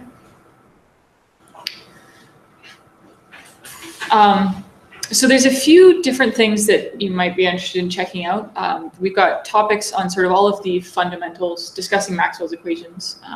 And some of these pages are under construction, so you will come across pages that don't exist yet. If you're interested in, or if you find typos or things like that, we'd love contributions in terms of fixes. And so you can do that just by clicking this edit on GitHub button, and it'll bring you to a page that you can edit it.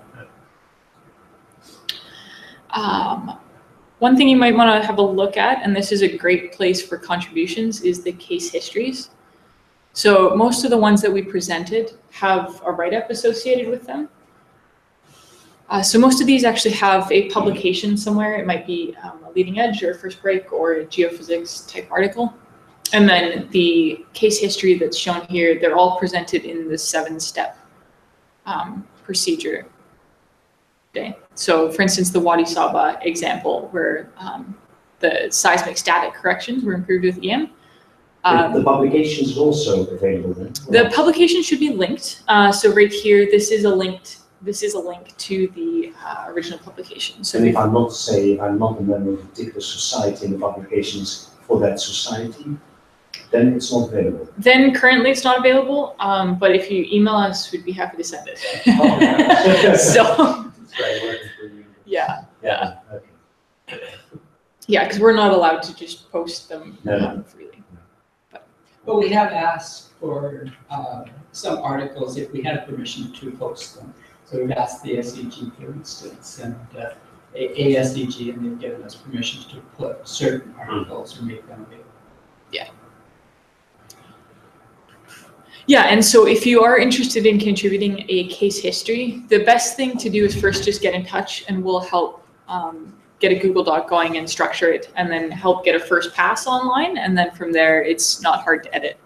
We'll work on streamlining, contributing to the website right away, but right now it's still a little tricky to do. So email contact first is probably the easiest. The other thing I want to show you is the apps page. So here there's some instructions on how to actually run the apps.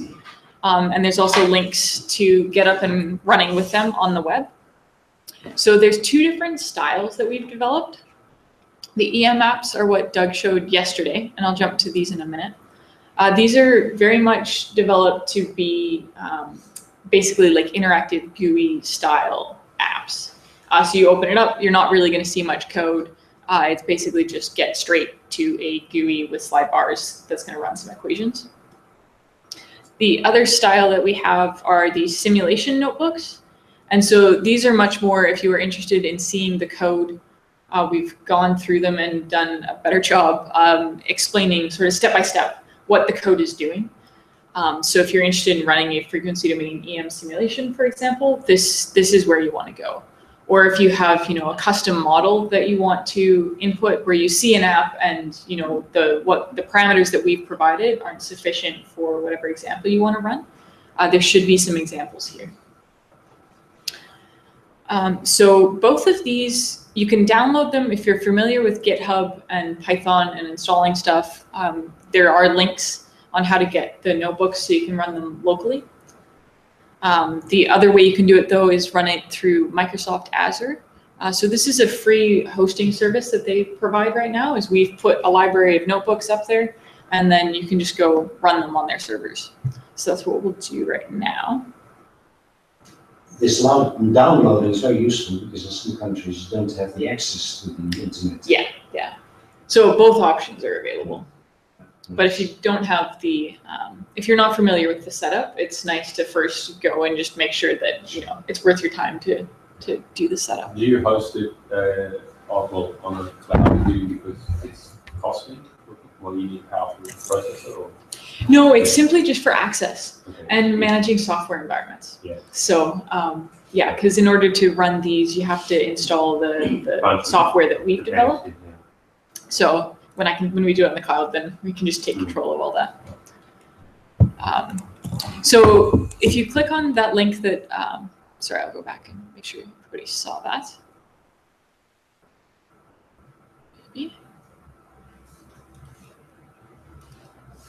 So sorry, the link that I just went to was this here, so Microsoft Azure.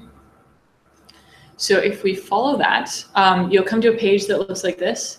So it has a listing of all of the notebooks right now, but you can't actually run them. This is grayed out. So in order to run them, you actually have to sign up for a Microsoft account. It is free. You just need an email and password. Sign in.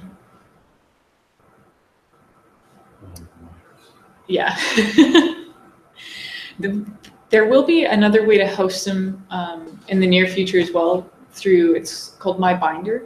This is a project out of Berkeley, and they run it without, having a login wall. But right now it's still sort of under development. So this is the most stable way we can share them. So we've got, in total, there are 25 or 26 notebooks that are available. So the way that they're organized is we have all the DC ones, say DC up front. And then if you go to the next page over, you see we've got frequency domain EM, marine CSEM. So all the methods are sort of first, and then there's a bit of a description afterwards. And so if I want to actually run this library, I'll clone it first. And I'm just going to, because we've cloned this a few times on Doug's laptop, I'm just going to reclone and overwrite the old one. So you recognize, or you recommend also for us to do that? Yes, yeah. Unless you have made notes or things like that in the notebooks, because it is actually your own copy. So if you want to go in and change things, you can, and it'll persist. So now we've got our own copy, and we can go in and, for example, let's look at this one here. So they start up a server for you. And so the first thing, there's two ways you can run this. So what I'm going to do here is go cell by cell and do Shift-Enter, and that executes it one at a time. The other thing that you can do is just do cell run all, and that'll just run them all. So when I go one at a time, the first thing this is doing is just installing the dependencies. So EM examples is a library, a Python library that we've written that basically just has all the code to hook up the plots to the computation. So it's just going to install that and its dependencies. And so EM examples, the way that we've built these up is they really are basically plotting functions on top of SimPeg, which is the underlying physics simulation engine. So once we've installed, I'm just going to bring those guys, import them. And then in each, we've got a bit of explanation of what's going on in this notebook, what the setup is, what all the parameters are. And then here we can go ahead and have a look at the app. You just entered, or you clicked on that particular window that opens. This window, then, oh, then it's... Yeah, so I just clicked on this and then I did Shift Enter, and that runs it. Or if you want to do it from the menu, you can do Cell Run All. Okay. So this guy here. Yeah, I see. And so this example is we've got a thin layer. And so one of the, sorry, one of the questions that came up yesterday was talking about charges and where the charges are with the layer. So that's something that we can actually go ahead and look at here. So do we want a resistive layer or a conductive layer? Any preference? Conductive layer. Perfect. How conductive? How conductive? 2 ohms. 2 ohms, very conductive. The background should be like 100. Okay. And this one you can insert. Make the other one 200. So we have different things at the top and the bottom. So what this one actually does is we have a uniform background, and there's a cylinder in there. So this is we've got some sort of background, which is the same for top and bottom and that in between. Okay, so we'll leave that layer there. And then we can go ahead and look at the charges. And so it first plots the total charge. And as we expect, they're at the electrode locations. If we look at total currents, as expected, we're lighting up our layer. And then let's go ahead and look at the secondary charges. And so you can see what's happening there. Nice.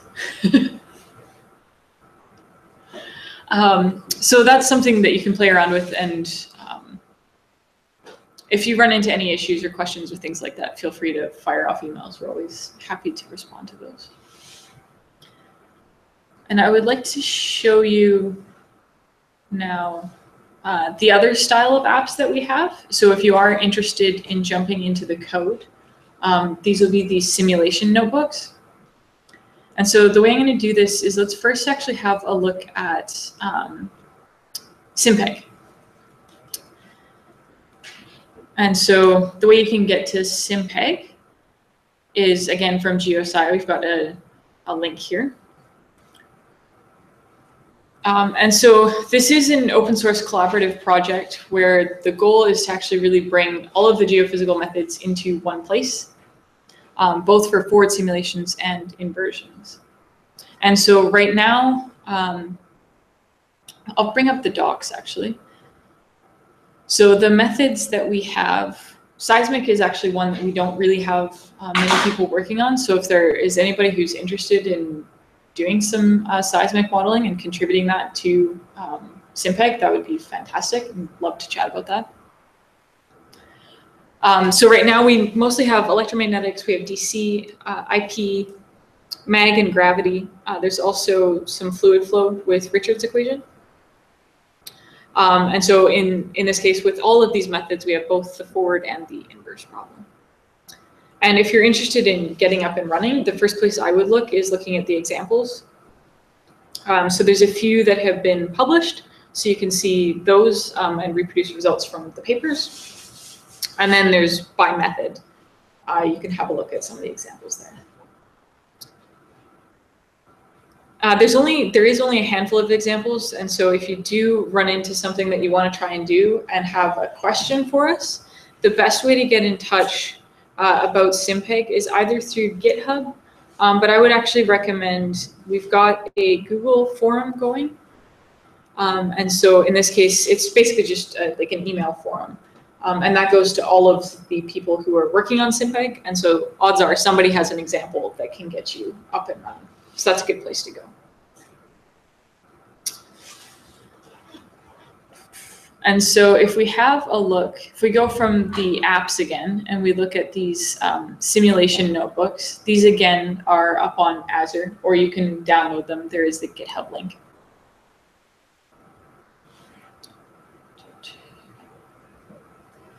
So again, I'll just clone these.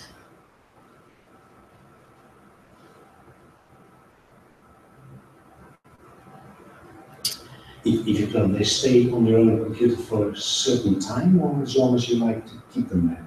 So it's associated with your Microsoft account. So it's not, this is still sitting on the cloud, but if we look right now at, if we just go to Doug's account, we can see all of the libraries that he currently has. So it'll persist with your account. So here, if we have a look, there's a handful of examples. So we've got a DC example, we have an MT tutorial. So this actually goes through discretizing a set of equations and forming all of the operators, doing the forward simulation and the inversion. So we've got a leading edge tutorial out on that, and then these notebooks go with it. So that's something you can potentially look at if you're interested in. The example that I think I'm going to show you now. Okay. So this is a frequency domain sounding over a sphere. So I think this showed up in fundamentals, right? Mm-hmm. Yeah. So we've got a sphere, and we're going to put our transmitter right over top. So in this case, it's a cylindrically symmetric example. So we can use the cylindrical mesh, so it's very fast. And we'll offset our receiver. And so here, the dependencies are simpler. So we're just bringing in SimPeg, and then we're going to go ahead and work with that. So just installing.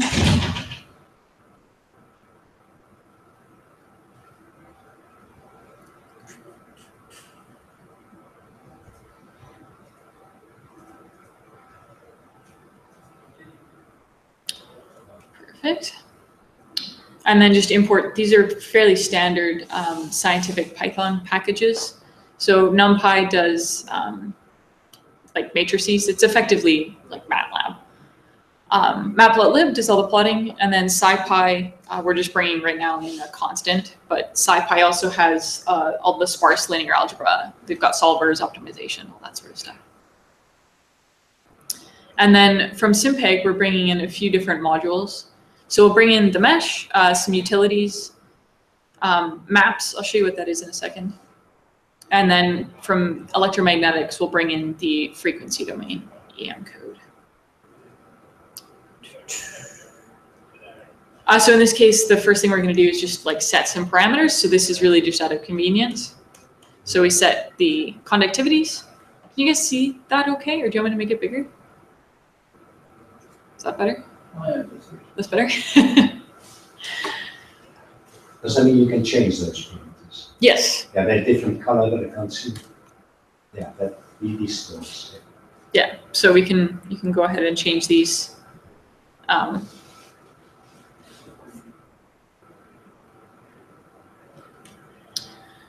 so here we're going to set our transmitter 20 meters above the surface and have our receiver 8 meters offset. And we'll do 25 frequencies logarithmically spaced.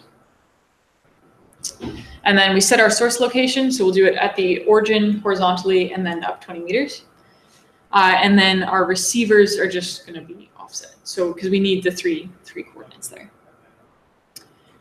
And then one of the important things when you're actually setting up a mesh is to make sure that it's going to be appropriate for the computation. And so specifically when we're looking at EM simulations, you want to be looking at the skin depth. So our minimum cell size, we need to capture the quickest things going on. And so in that case, we want to look at the highest conductivity and the highest frequency. And so in this case, that gives us a minimum skin depth of 5 meters. So we want to make sure that our finest cells are probably 4 times smaller than that. And then our maximum skin depth, we need to make sure that our boundaries go far enough so that the fields have sufficiently decayed so that we can say that on the boundaries, they're basically 0. So with that in mind, we can then go ahead and set up a mesh. So these are just some parameters. I'm setting a cell size in the X direction, a number of cells, a number of padding cells. So we start expanding off to infinity. And then we do the same, play the same game in the Z direction. And then here we're just going to define a tensor mesh. And so all that means is that it can be adequately defined by vectors in the X and Z direction. And then one of the things that's important when you're thinking about computation time is just how many cells do you have. So in this case, we're just printing out how many cells we have. So Python is object-oriented. So that means when you form a mesh, there's a few different things you can do with it. And so in this case, once we've formed our mesh, we have all of our operators with it. So we've got our edge curl, for example. We know what its dimension is, or we can get a cell grad, all those sorts of things. How do I know that I need to type in mesh? Is that indicated somewhere? So here we created the mesh. Is the name you gave? Oh, yeah. Yeah. Then plot in, type that in. Yeah. Yeah. So, and then the way that we formed that mesh was just by asking the SimPeg mesh class to give us a cylindrical mesh. Yeah. And then here, when I pulled up this menu, all I did was hit tab. So this is a nice thing in the Jupyter environment. So Jupyter is what this is running in, this notebook. It's the computational environment. And so when you do that, you can see all of the methods and attributes that your object has. So if we wanted to see the number of edges, for example, we can see our number of edges. So here we want to take a look at our mesh. So here, just printing out some useful information to do a sanity check, make sure I've gone far enough. And so our maximum skin depth is this. Are we going past that? Yes, in both X and Z, so we're okay there.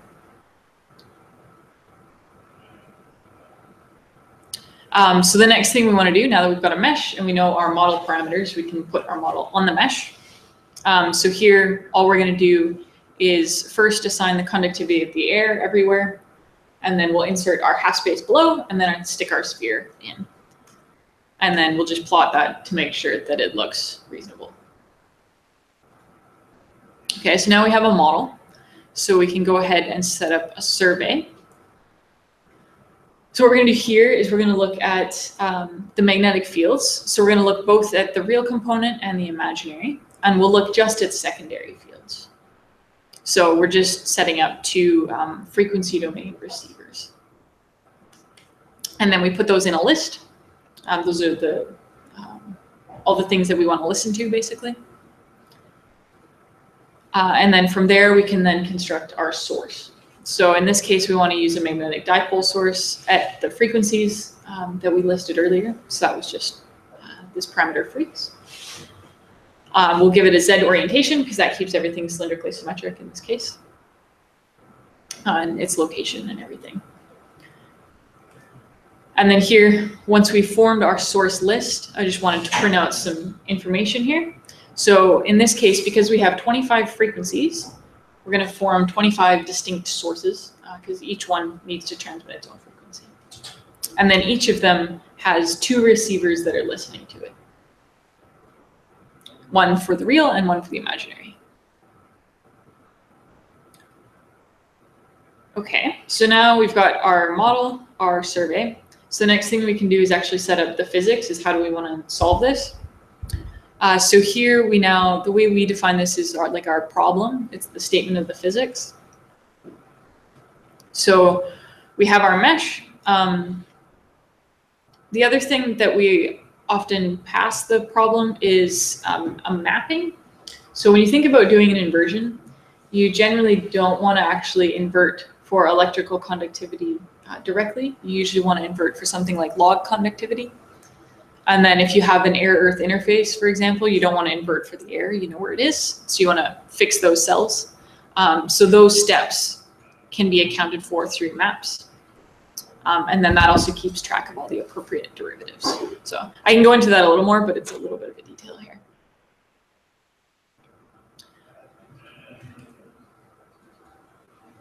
Okay, so now we've got basically all the pieces that we need to go ahead and solve the forward simulation. So we'll just solve for the fields. So we're going to solve 25 forward problems, and that finished in just over a second. And then we can go ahead and plot out the fields. So this is just a giant bunch of plotting code. It's all from matplotlib, so I'm not going to go through it. And then what we did here is actually then we wrote it as a function, and then that lets you easily use these widgets. So if you're curious about how to use the widgets, all that I had to do to make this plot is basically provide a function that takes two parameters. So it takes a frequency index, because I want to be able to just slice through frequencies, and then a toggle for real or imaginary. And then the IPyWidgets library provides this interact, which basically just wraps your function, and then you provide your input parameters. You tell IPyWidgets what you want them to be. So in this case, my frequency index is just an integer slide bar. So that's all this is. And then toggling between real and imaginary is just toggle ones. And that's all we had to do to get now an app to look at our results. So here I printed the title with the frequency. So as we scroll through, we can see how the magnetic fields change with frequency.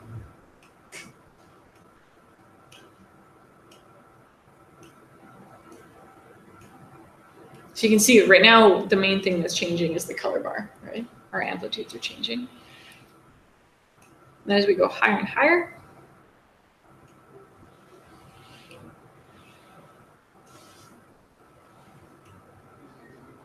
oh, did it freeze on me?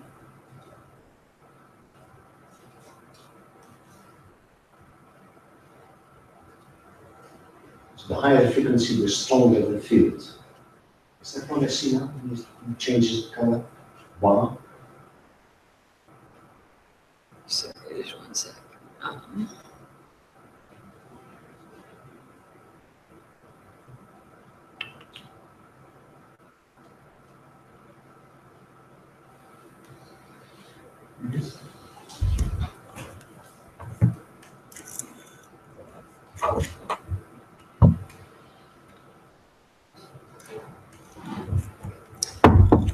Sorry, sometimes this does happen. The depending on what server you got, sometimes vectors it just drops out. So I'm just going to try restarting this and see if that works. It's probably Microsoft. Probably. So I'm just flipping through the stuff that we've already done.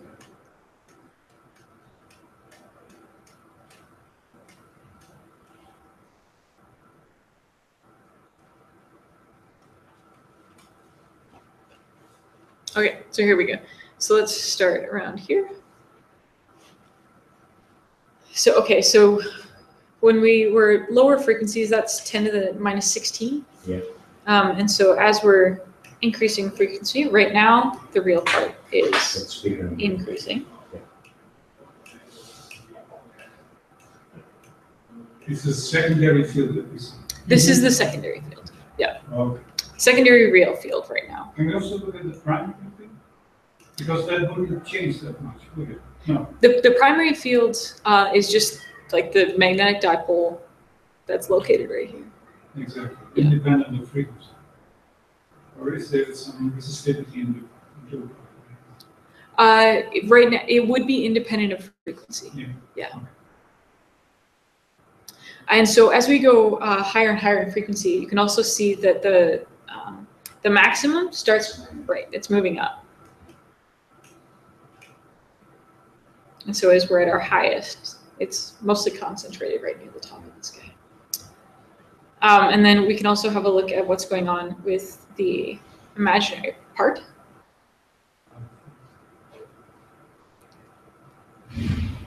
But there is also an app doing this. Sorry? There's also an app doing the same thing. In terms of? Somewhere on the website. So for each notebook is an equivalent app. That's what it's asking. Okay, so when we use the term app, we're referring to the notebooks. So this one specifically, I don't think we actually have like just the just this image as its own notebook. Right now, it's only in here, but there's similar ones.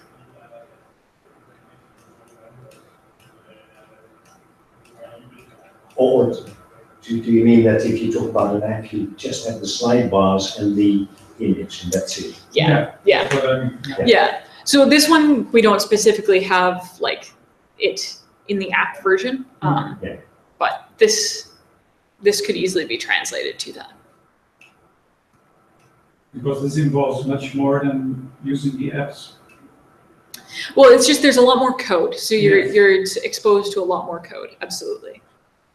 Yeah, which is good if that's what you're interested in doing, but not if you're only wanting to look at the pictures. Absolutely. Okay, so now that we've sort of had a look at this here, the other thing that we can do is go ahead and plot the sounding curve. And so this is the imaginary part. This is the imaginary part. And how should I interpret that I'm looking at the imaginary part, but from physics, what is different from the real part? So this is again speaking to that partitioning. Yeah.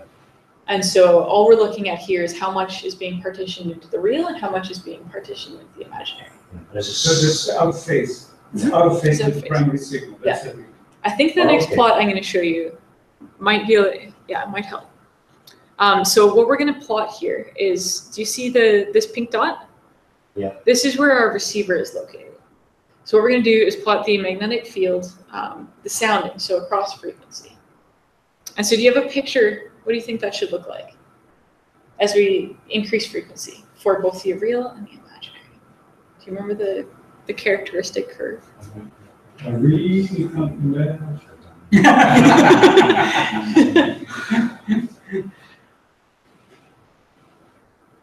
If you increase the frequency, it will diminish the amplitude. No, I lost that. Okay. Oh.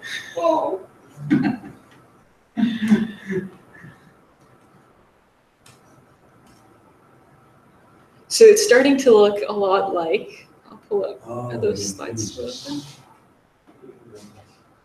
Sorry.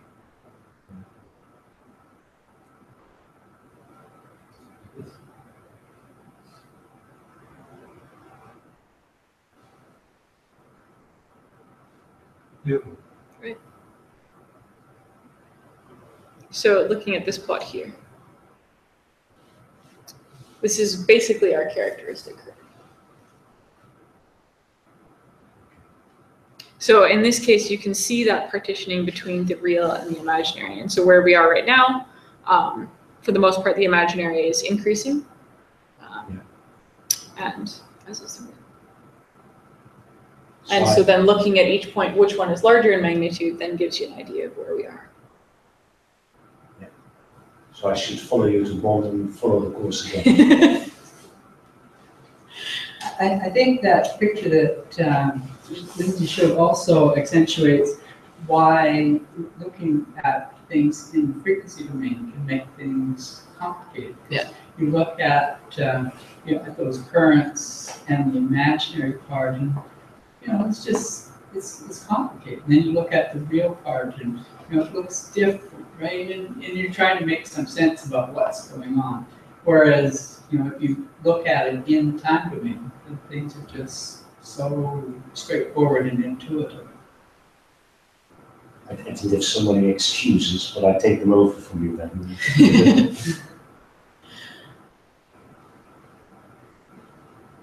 You can also make an apparent resistivity from these. Yes. So that would be Mm-hmm. more resistive. Actually, that's, yeah, we should do. Yeah.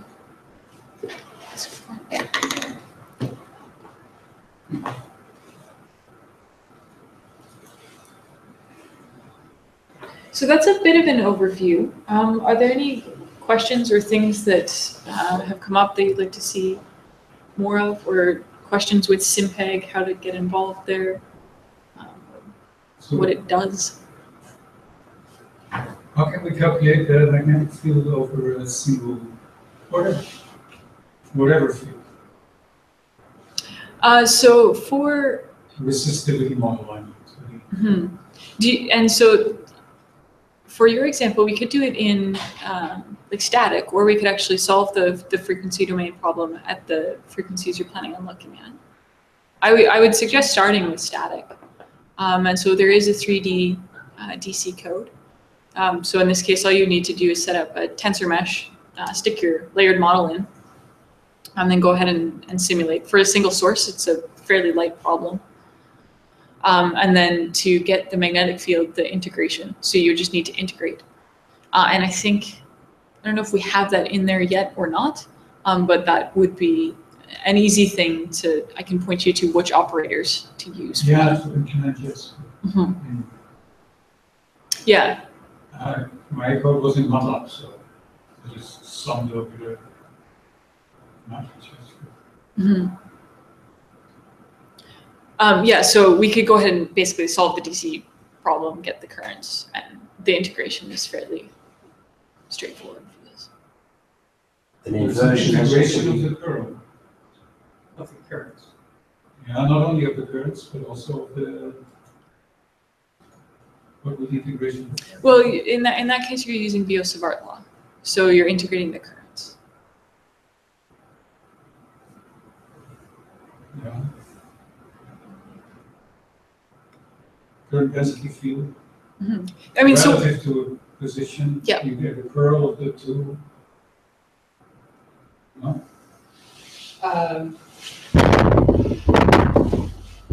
If you have established all currents, Yeah.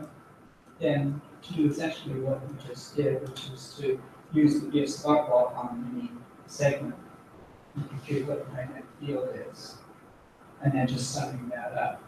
Yeah, so you have the curl of the distance and the di. Yeah. The difference factor, locations. Yeah. Yeah. That's a lot of work. For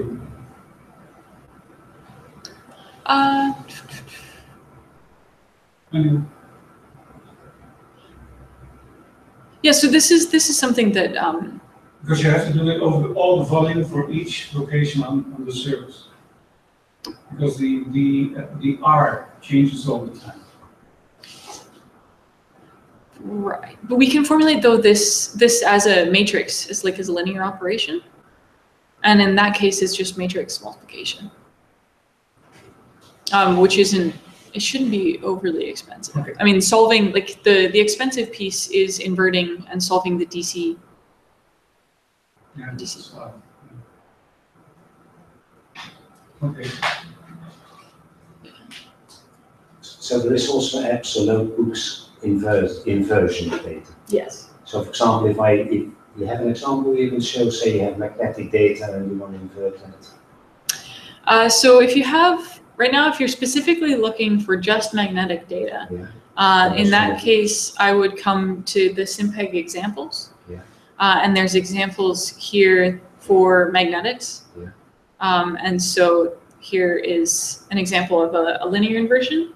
And this one looks at a few different norms that you can employ in an inversion. So this here then shows you all the output as well as the code that was used to run this.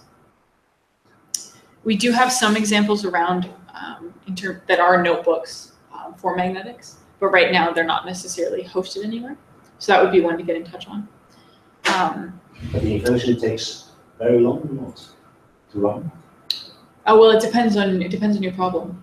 So it depends on how big the mesh is, and how hard how challenging the problem is. Let's say for a very simple problem when it takes a minute or? So this 10 minutes? this example here took 16 seconds. Oh. And so it ran 46 iterations. So this was a pretty light example. But yeah, it totally depends on the size of your problem. It's 2D. No, this one's a full 3D. Full 3D. Yeah, and then if you want to play around with inversions in a notebook, then I would suggest looking at, here there is, so if we look at notebooks, I would suggest looking at the MT tutorials. So here there's a collection of 5 notebooks. The first one, I'll flip through them quickly and just show you what they kind of look like and what's in each. So the first one here is the numerical setup.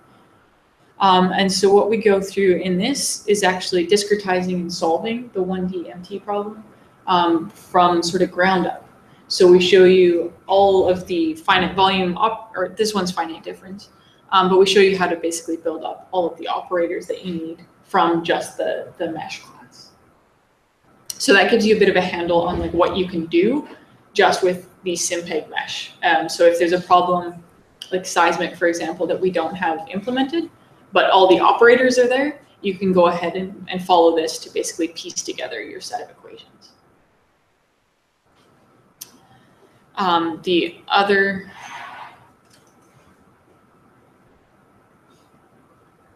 The next one is then going through and looking at now using that code and exploring the forward modeling.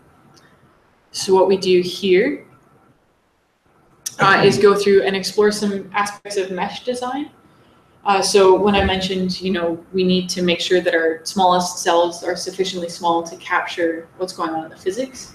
And then our domain needs to extend far enough so that everything is decayed. So we've set up this notebook so you can explore the impacts of like what happens when you violate those. So there's that, and then there's also an example of non-uniqueness in MT. So one of the classic examples is varying if you have let me show you the plot. If you have a thin, highly conductive layer, what we're really sensitive to in MT is the conductance. And so it's that conductivity thickness product. So if you double the thickness of the layer and have the conductivity, you can hardly tell the difference in the MT data. Similar thing you have also done for gravity to show the non-uniqueness solution. Yeah. And would it be all right if I would sort of make exercises for my students to, and then use that data sometime? Absolutely. Yep. Okay, thanks. Even for re-ratings. Depends if you somehow, the US or Canadian government rather has any control over this, because like you're an American citizen, you can't provide service to Iranians on any tangible level that can be linked to, say, financial, in any way financial exchange. So it doesn't matter what you're doing, which country you work in, but it's against embargo law. I know this. Would technology fall into that same class? Like It was so extreme that my boss in Australia was an American guy, and we had to send some tools to Iran, and he wasn't allowed to have anything to do with sending those tools, so it had to be Australians all on the transfer docket. So his name could appear nowhere because he was an American. So they're pretty extreme, and I don't know. Well, so the code here, this is less of an issue because it's openly licensed. Yeah. So it's MIT licensed. We're just putting it out to the world. Yeah. And so you're welcome to use it for your course. Yeah, but I know I'm not allowed to use iCloud or cloud in Iran. Okay, that's So entirely. I have to clone it and then I can run it. So you can download it all and run it all locally. And so there are instructions on the website on how to do that. And so, yeah, give it a try, and if you run into any issues, we can happily help you with that. Yeah. Okay, so that's the second notebook, and then the third one is the one that shows inversion. So here we actually set up a 5-layer model, and go through and run the inversion and look at some of the different impacts of regularization parameters, as well as your choice of beta. And so that is the parameter that controls how well you fit your data versus your regularization. And so this one is set up to then go through and explore some of those things. So yeah, and there is a publication that goes along with these that sort of gives you a once over lightly. So, and then there's 2 like appendix notebooks. If you want to really see how we did the derivation of the sensitivity as well as how we tested the code, those notebooks are here as well. So they're in a lot more sort of gory detail, which is why they're appendices. And all of them might need about 10 years. And then there's also, there's an example of a, so that same sounding example that we did, we've got one in time domain, and then we've got a time domain inversion.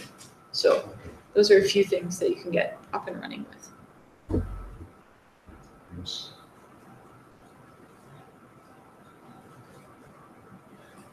And how do you make sure that if people make changes, you check whether they haven't screwed up the code? So in this case, yeah, exactly. Counter risk. So SimPeg, when you actually, so this is the main website for SimPeg. But if you actually go and look at the code, it's all on GitHub. And so this is all version controlled.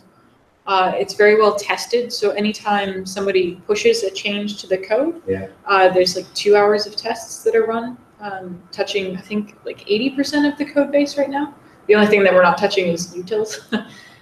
So we can tell before we actually bring it into the main develop, or like the main trusted version, we go through it.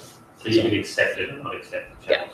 Or like request that things be updated and things like that. Yeah, there's a sort of button saying trusted or not trusted with that at all. Oh, that's the trusted versus not trusted is a Jupyter. Oh, that's a Jupyter thing. Yes. Yeah. So the badges that you can pay attention to here are the errored build, the license, how to download it from PyPI, for example, and then the coverage. So 74% of the code base is currently covered by tests. So I'm impressed. Well, I mean, it's absolutely necessary if you want to have multiple people contributing. Yeah. And you know, it allows people to jump in because you can actually go and change things and see what it breaks. So.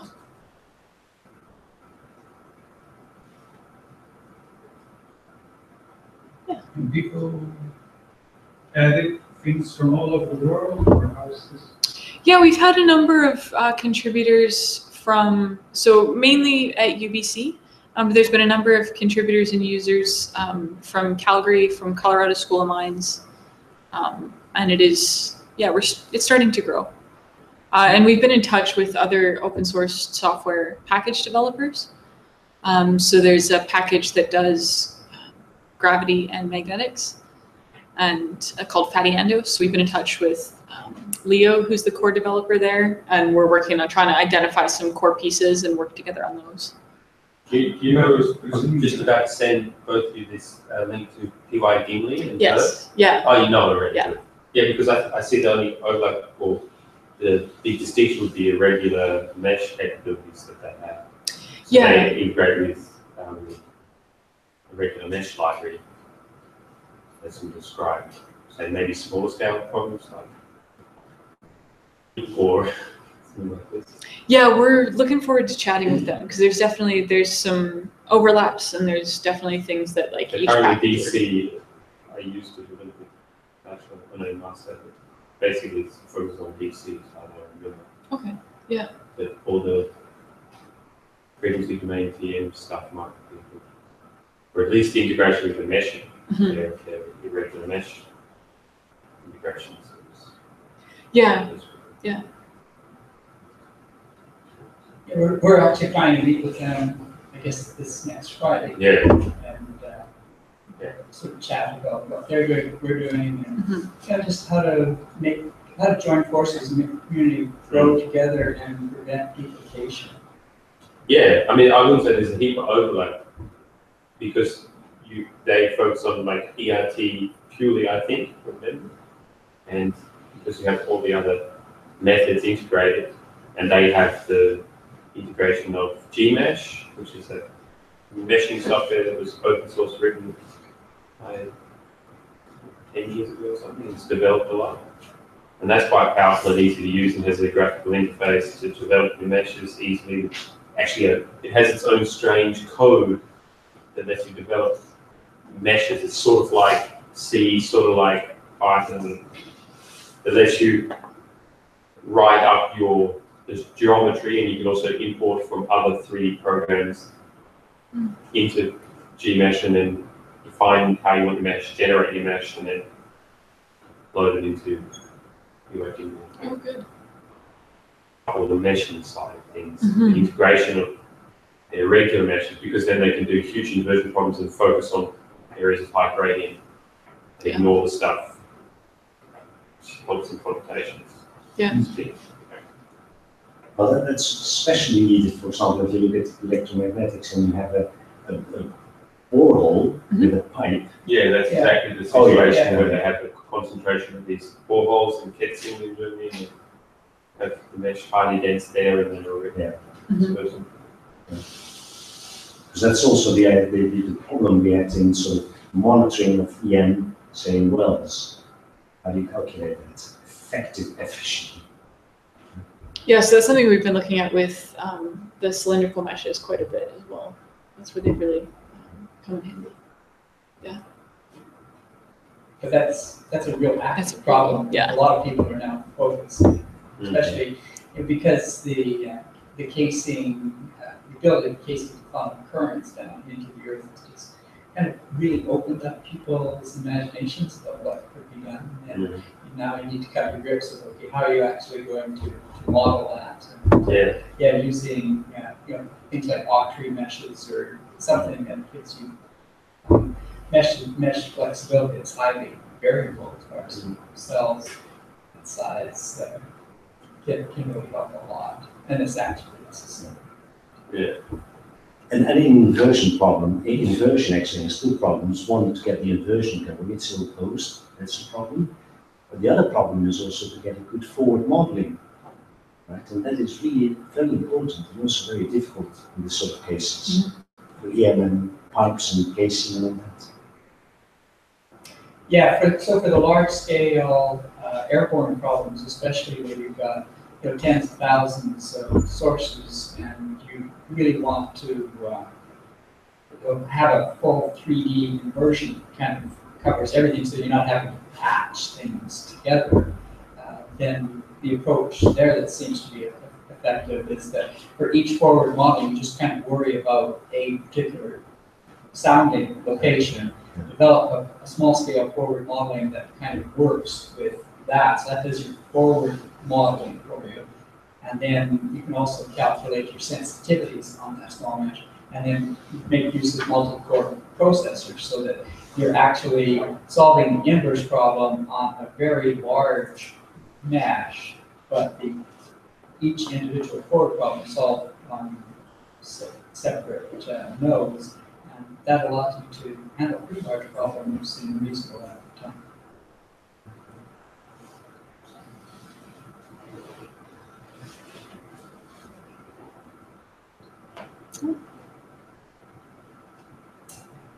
So, any other burning questions? Questions, comments, discussion? For the whole, for everything. Sure. Now we don't consider private problems. My wife is living. No, I was just wondering, now that you're talking about EM and pipes and so on, just a quick idea, maybe somebody can comment on that.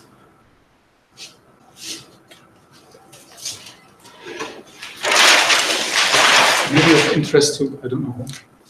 I have an oil field, and I tap it with, in this case, a vertical borehole. This thing is highly resistive. This thing is, around it we have 1 ohm meter. So this thing has a specific length, or in 2 dimensions. Let's think 2 dimensions only. And so this acts like a waveguide for some frequency. This has a particular own frequency for which it acts as a waveguide. Isn't that correct? And if I start to produce this oil field, the shape changes. This changes, and I get a different frequency for which this is a waveguide. With eigen frequencies. So I'm looking, yeah, I love resonance. Yeah. With my wife, and also no, but I love resonance because you always have a high signal to noise ratio for your resonance frequencies. So I change my L, I get a different frequency. I think you are somewhere in the, like, maybe in the FM frequencies where you get this. But I always think this might be an interesting way of monitoring the change in the geometry of this oil field, and thus the oil field itself. What about this?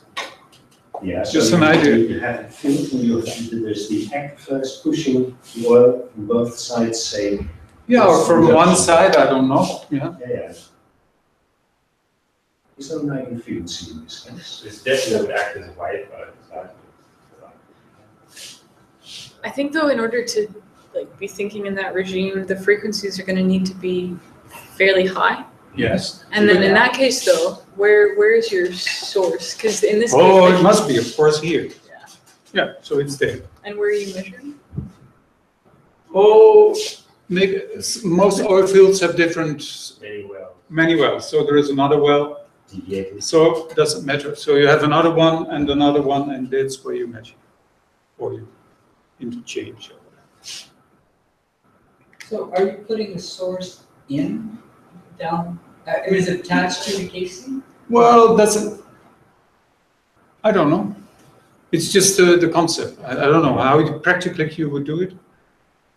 But I always think it would be an interesting way of monitoring oil fields. The basic of geometrical shape of the thing. You put it in the course? No. This is an established world-proven method. Yeah, that's why it only takes 5 minutes to explain it. Yeah. No, but really, I think this could be but it's. In this case, though, you need a grounded. You need a grounded source to see your resistor, and to get something.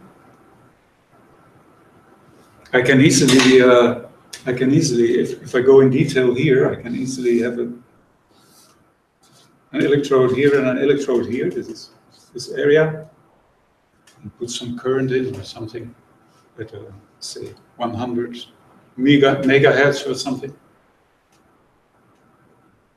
No.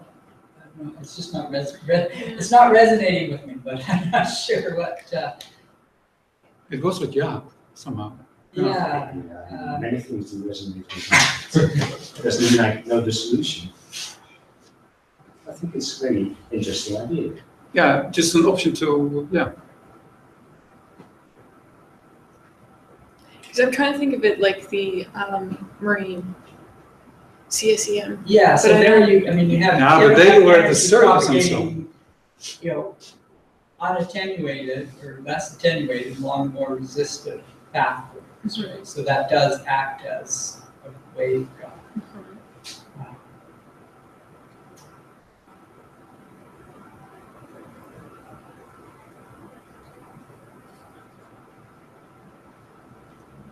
But now I spoiled my third idea because this was the fourth. Anyway. And we concentrate now on this one. Forget about the other one.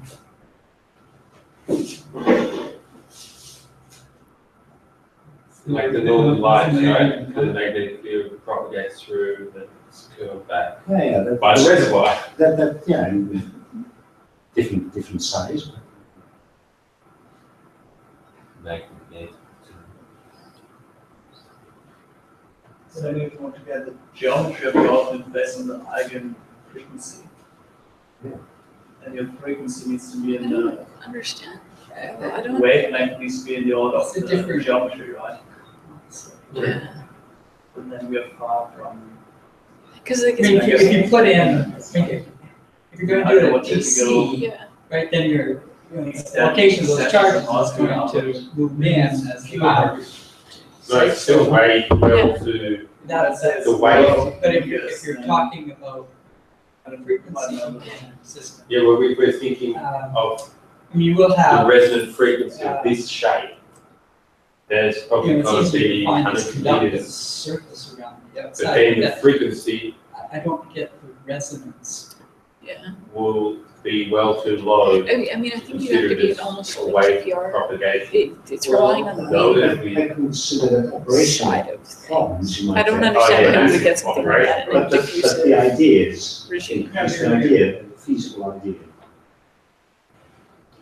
And then you look at a very low frequency. Not very low. Yeah. So you need I don't probably s- 50 high frequencies. You could consider it in seismic. Because then Yeah, but Yeah, you've got wavelength- wave, you've got waves Yeah. inside, Yeah, right? So that's here we right. gotta get into that wave regime. Yeah, that's what I'm looking You at. put in the wave side. GPRs, and now you've got It's not. 100 megahertz or something. But in seismic, the contrast is not. Here you have like nice large contrast. Yeah, In between oil and water. but the, But you're relying. Are you not relying on wave propagation at that point? Because I mean, we're I don't know how this waveguide thing what? works, but I don't know, measure cavities with these kind of things. Yeah, like I think because the way we were talking about a waveguide in the marine CSEM example is more so in terms of the propagation of energy, whereas this you're actually. No. Yeah, this is something. This different, is actually talking about a resonant, because you really do need wave propagation, so we need to get up to GPR frequencies. yeah, but then you're not going to get the You're not resonant gonna frequency of the reservoir. Yeah, well, The shape of the reservoir. It's going to decay too quickly. Yeah, It's but not gonna only be that, attenuated. you wouldn't need the resonant frequency of the shape. far below. Sorry? The source. So No, missing from the surface.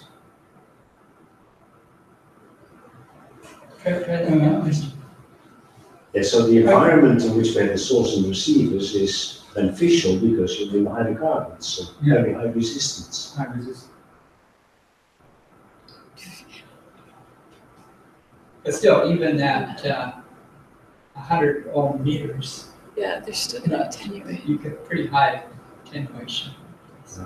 And if we're thinking of it like a wave, then your wavelength, as Chris said, needs to be sort of like at a resonant frequency of this shape, and the reservoir is kilometers maybe.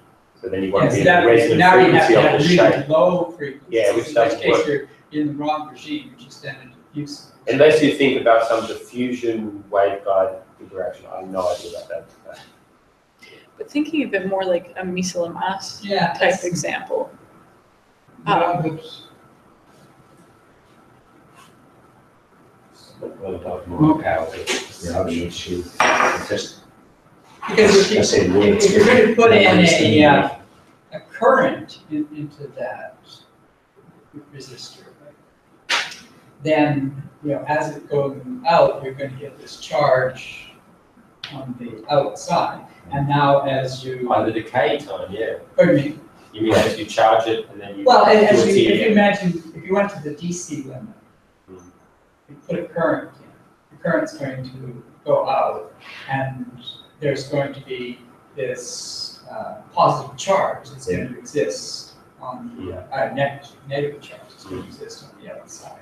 And so that's going to give rise to an electric potential. If you now change that volume, then that's going to change that charge distribution, and you're going to see the effect on the electric field. So you can see how that would work. That's at the DC end where you know, you're just looking at charges. From an electromagnetic viewpoint, you've now got a conductor on the outside. So when the oil comes in from the outside, you make the cavity smaller for the oil, reservoir smaller. If that's then replaced by something that is conductive, and goes back to 1 meter, then some kind of EM survey that is, because we're good at finding the surfaces of conductors, so there's maybe the potential. Would it be possible with your apps and notebooks to simply simulate that and try it out? Yeah. See if there's any difference. So there's not an app right now, but to set up, we've got examples for running cylindrically symmetric examples, because this you can simulate as cylindrically symmetric for a first go around. But you still need to decide what kind of sources you're going to put in there. Yeah. Whether you just put a current in there, or whether you're going to try to another source. Well, you see, if you come to the trouble of putting a source down there, you might as well just put a seismic source, if you see this. And then it would be probably easier if you had on the wells. And that's because it's high, it's operationally very difficult to put anything down a well for any period of time. We'll ask Schlumberger to do that for us. Should be possible. For enough money. Oh.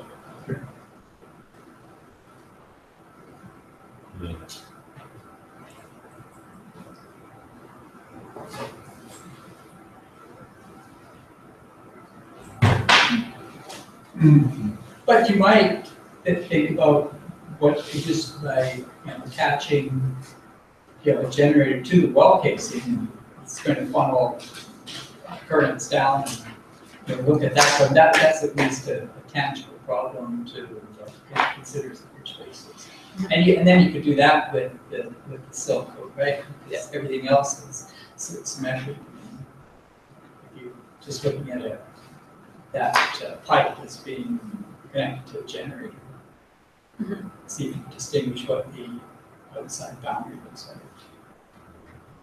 Well, I think both of you deserve a good dinner, given all the problems you've given me. Well, this has been a very interesting afternoon.